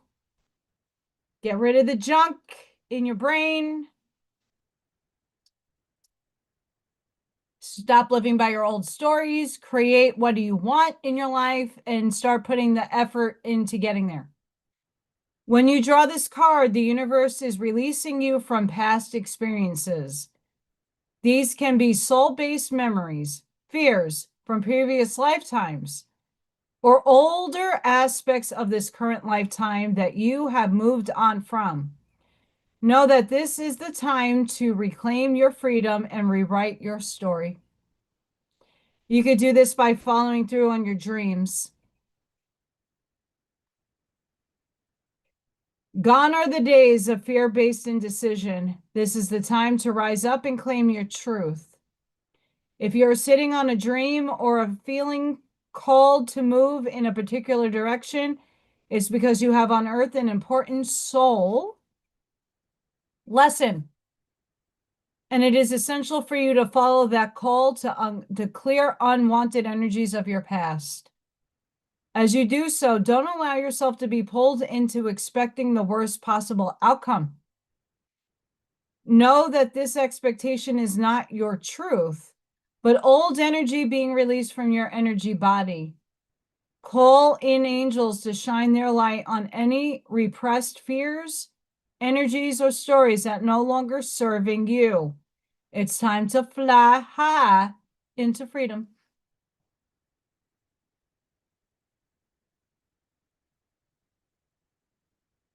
Everything I talked about today. Everything I talked about today.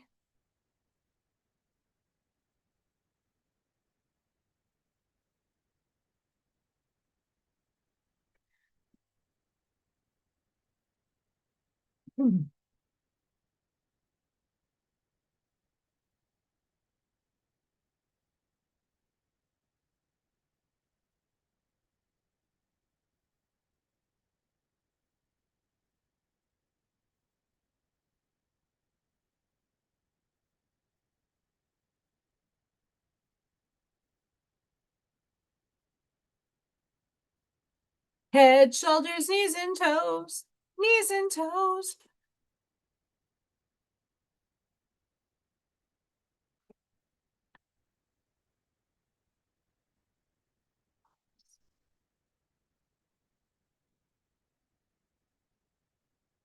If you want to get songs stuck in your brain, work in pre-K. Head, shoulders, knees, and toes. Knees and toes. Don't ask me why that came in.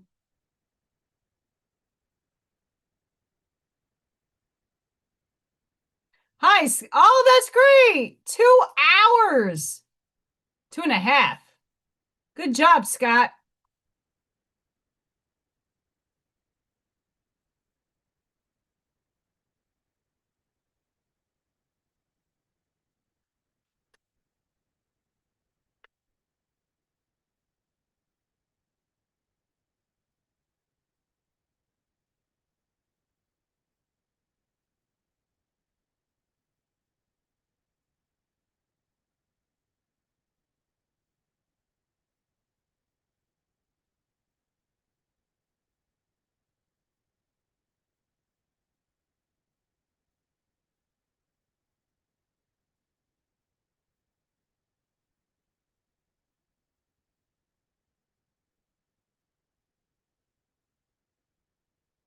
So the teacher I work with, we had this program in our school, but it's like Northwest Indiana, and it's called Girls on the Run.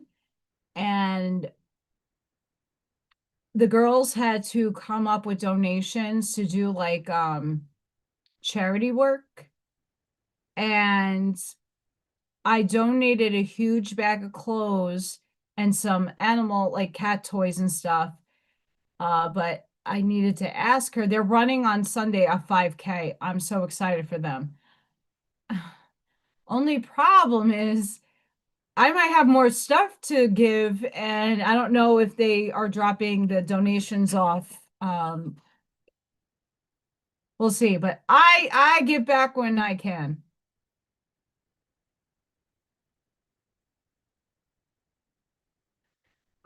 Oh, I love. Okay, so the Beach Boys are another one that you get that song stuck in the head. It loops. It's bad. This is the song that never ends. It goes on and on, my friends. Lamb chop. No, the one that really gets stuck in my head because I just find it comical is the Muppets. Do do do do do phenomena do do do do phenomena. That one that gets stuck in my head.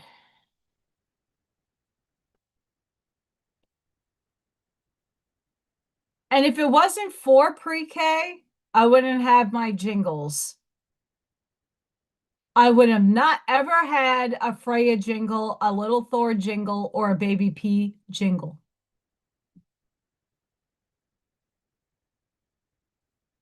Listening to Danny Go and Go Noodle and all these brain break things that get the kids moving. Holy crap, it gets stuck in your head and then you start jingling all day. It's a thing. It really is. It's a thing.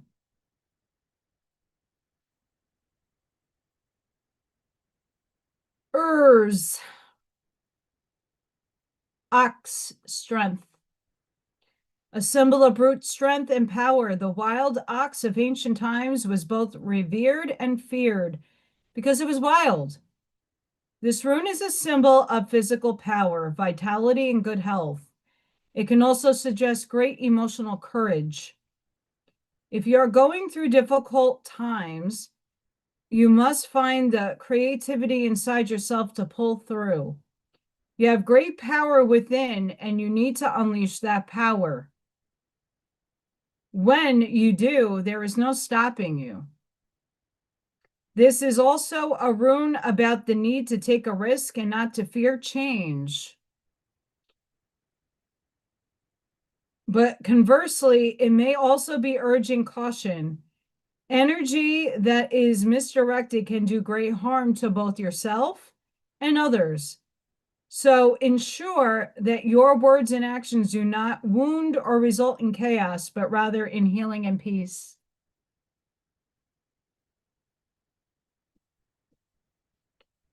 You know, it's really funny. I do that with the kids all the time because I have muscle. Wow, Miss Allison, you're so strong. I get that all the time. So like I will like literally like flex my muscles. And the kids are like, whoa, what is this girl doing? Because all the little boys in my class are like with their little sticks, and it's cute. I'm like, you gotta get strong, guys. When you're angry, you gotta do push-ups. You gotta push the wall. It works. You got angry kids, have them do labor. It gets them tired.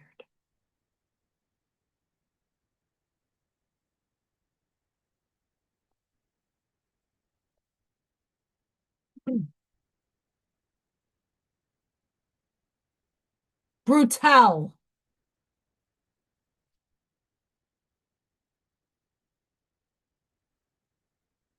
Brutal.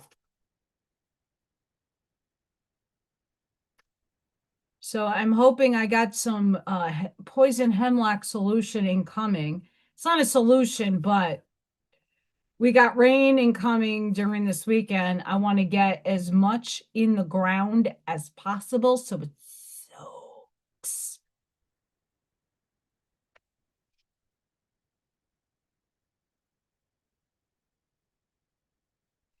Yeah, I got a ton of poison hemlock in my backyard. I'm not a happy camper about it. Don't know how it got so out of control because I uprooted the bitch in the fall last year. I only had two stalks. Now it's like out of control. No idea. Although I will say I have deer.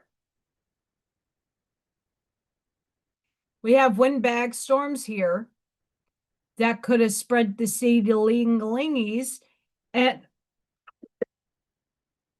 plenty of fucked up rain here I had a jungle in my backyard.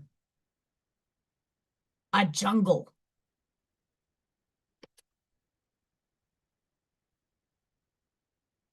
I can't show this card. There's a booby. I have to cover the booby.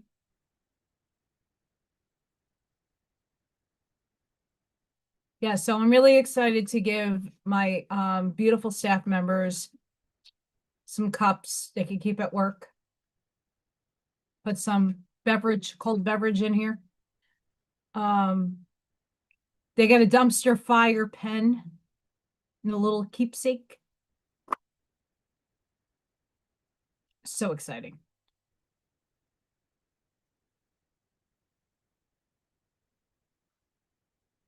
So exciting.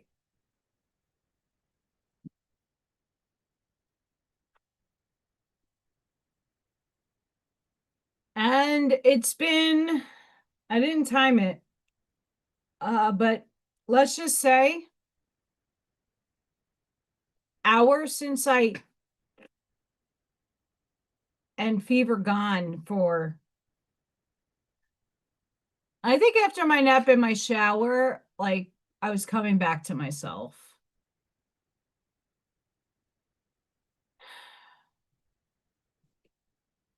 Damn kids and these stomach bugs. We got Dakini of Infinite Light. I swear to you guys, the secret doctrine of the Rosicrucians, what I read, there's a lot of synchronicities with the cards as well. It's just very hard to understand that section. Seek and you shall find.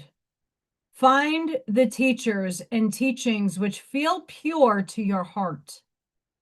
But remember, it is the inner truth of you that will ultimately set you free. Go within. Do not give your power away, but do trust in a greater guiding wisdom at work in all aspects of your life. Ask for help from enlightened spiritual beings in any manner of concerns, and help shall be granted. Believe all problems can be resolved, and a more grateful life experience is opening up for you now. A Dakini is a supernatural feminine being who inspires spiritual practice, guides one to actualize siddhas, or spiritual abilities, and teaches the inner path of awakening. She protects us from negativities and restores our vital energies. She teaches us how to act with wisdom. She can be a demanding teacher, requiring us to reflect upon the mysteries she presents through our dreams, inspirations, and meditations, then proceed to unravel them.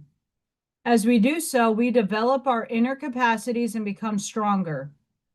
These wild feminine creatures can be gentle or fierce, or a combination of both. When she appears in a reading, travel your path and explore your questions about spirituality and awakening with confidence. For much progress can be made as you do so.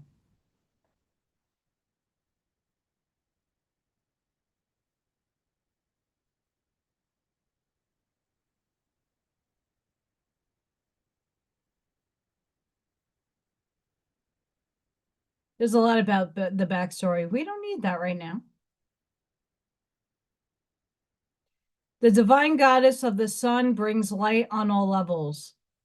We need light to see clearly, otherwise we feel confused as to which steps, if any, to take. This is just as true on emotional and psychological levels as it is on the physical. Light helps us see what is happening rather than making assumptions. When we see what is happening clearly, we have the opportunity to make the best choices. The Oracle of Dakini of Infinite Light augurs an increase of light in your life. This can include a lightening up after a difficult time, an increase of clarity from a helpful, healing, and higher perspective, or clear positive path opening up through a troublesome time.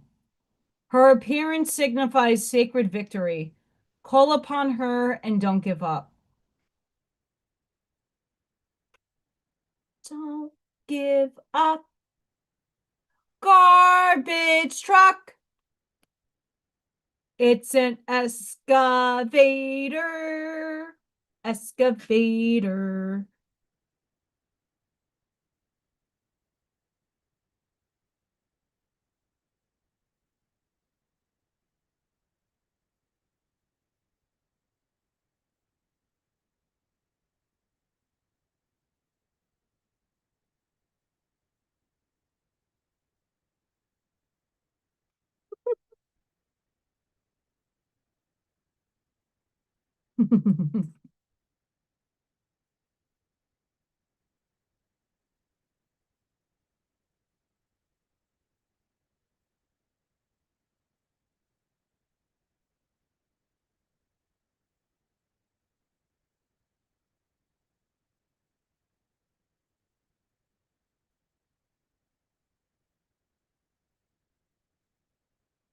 I always have Ashmaya's Shamrock right here with me.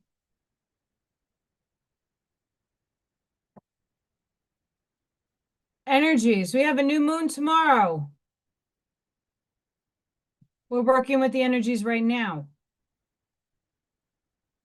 It's in Taurus.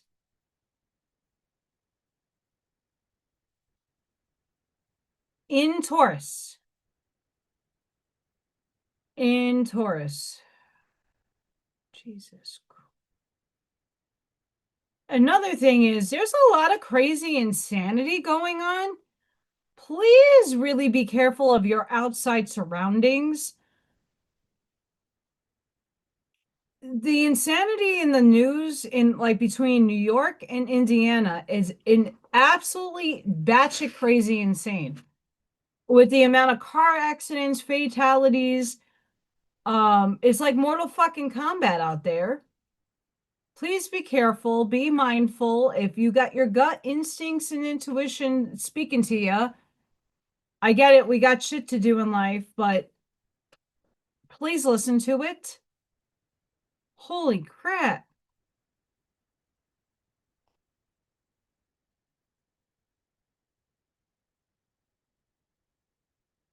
I have a theory. This has been a big thing in the Kevin Hart got roasted thing.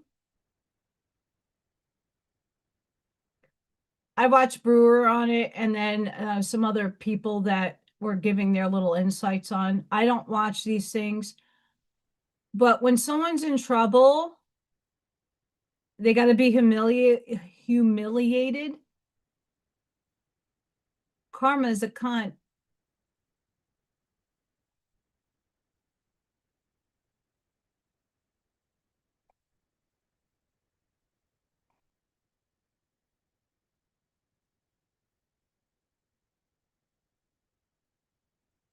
So right now, the energies is letting us know that we got to really get that rest of that purging out. Your limiting beliefs. You have to empower self. Um, what do you fear?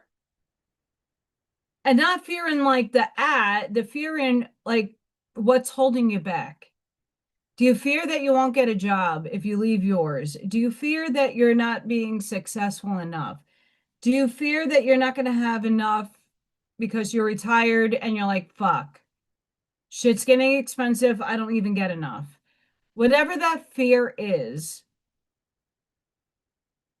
it doesn't show up the same as like, ah, I'm in fear. It shows up as a little doubt bubble in your thought process.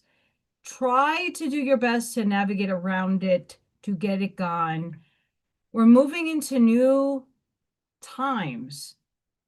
The old way of thinking, the old paradigm is already dead, gone, and over with.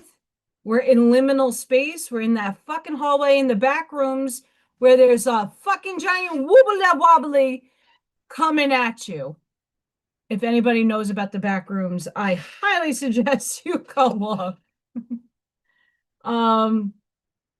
There's so many videos on it, but the back rooms.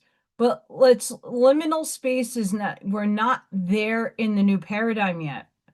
The new self is starting to take form, but it's not encapsulated, embodied just yet. Aspects are, not the whole shebang. So if you're feeling the shift, if you're feeling really heavy, if you're feeling overwhelmed in any way, this is the period of time energetically with the astrology to get rid of what no longer is serving you. Be the warrior in the garden. Know what you want to take your battles to, and what needs to just be left over there, and say, I don't have energy for your bullshit. You're not worth my time. And salute it off and send it on its way. It's up to you to do the work, though. What do you desire in this world? What do you want?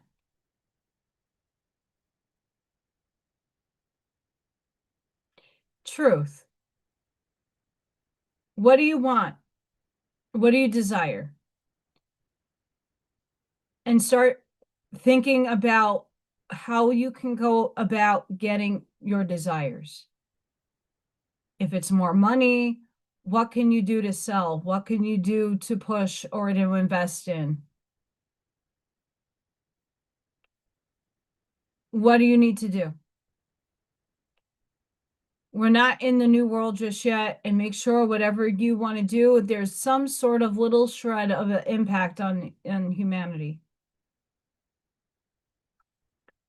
I try to put a smile on everybody's faces by little Freya and little Thor and Baby P videos every day, just to give a little smile and a little lightness in the room, to distract you a little bit from the stress of a hard day. What contribution can you make to humanity through your desires? What makes you happy?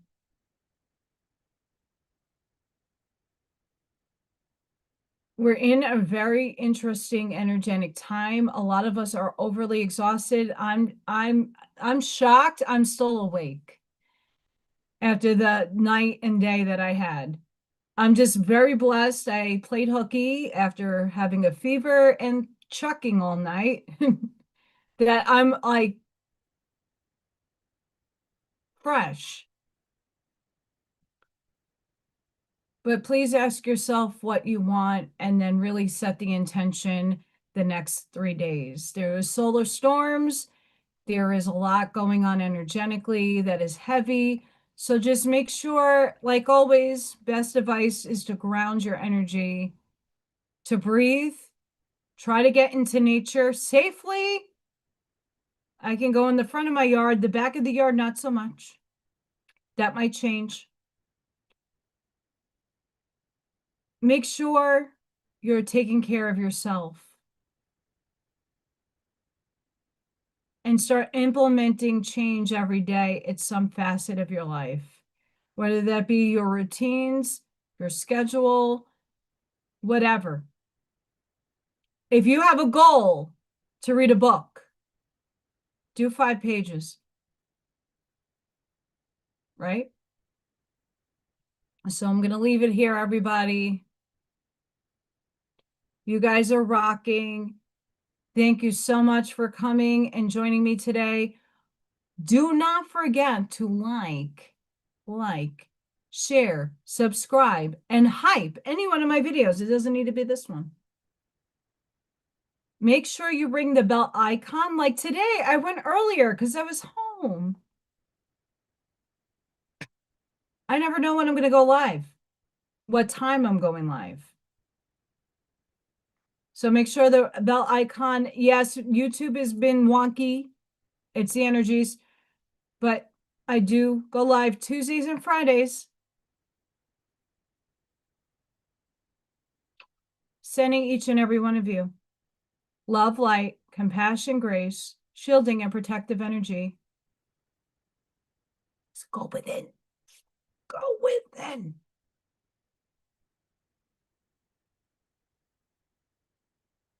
Go within. Be the physical shoulders for somebody. We're here for we're here in the physical to help other people physically. Please be the shoulder for somebody. And obviously, on my end, I hopefully I recoup and can get back. Be the lighthouse. That big lighthouse. Be the GPS signal. Make sure you're grounding, protecting your energy when you wake up. Seed and sprinkle your truths. It might not be his truth, it might not be her truth, but there's a bigger truth. But if you don't express it, seed your truths. Please light that path forward, not just for yourself, but for others. Please, and thank you. I was going to hold a raffle, but it's a little too late in the month. So in June, I'm going to hold a raffle. Stay tuned to that. Also, channel members, your reading will probably come out Sunday. I'm not sure about tomorrow. I got hemlock to deal with if it doesn't rain. There's some other stuff I have going on. But otherwise, guys, breathe through the heaviness. Be gentle with yourselves. Please go within. Please Amish mindset. After this video uploads, in the description, I have links. It's Divine Sunflower Tarot, Miss Sid. She was here way earlier. She has a phenomenal channel. Go check it out. I love her work. It's incredible. I like that kind of stuff. You might like it too. Go link on it. We have Arnie, who'll be in Long Island selling his oracle cards, but his information, I usually pull his cards a lot. Go into the link section and check out his website. He got a lot of new decks, and I'm kind of excited about them. Fluid Pour Patriot. He has amazing artwork. He does everything on wood, and you can buy a lot of his creations. Go check out his website. He has a lot of patriotic flags, and he can custom design stuff for you as well. Look at his website. It's phenomenal. We also have Mr. Sky, our moderator, in the chat. He has his own channel. He was showing us UFOs. UAPs, UFOs. Go check out his channel. He's in the mountains in Utah. He got the lights going, and he has cute little fur babies, kitty cats, babies. Go check his channel out. Please subscribe to all of them. Please. There's a lot of other links in there. I support a lot of people. And if any one of you have a website or has a YouTube channel for yourself, and you would like to be in the link section, I'm all about Amish mindset. I'm here to help you. Okay? Please check out the links. It's not just about me. It's about everybody together now.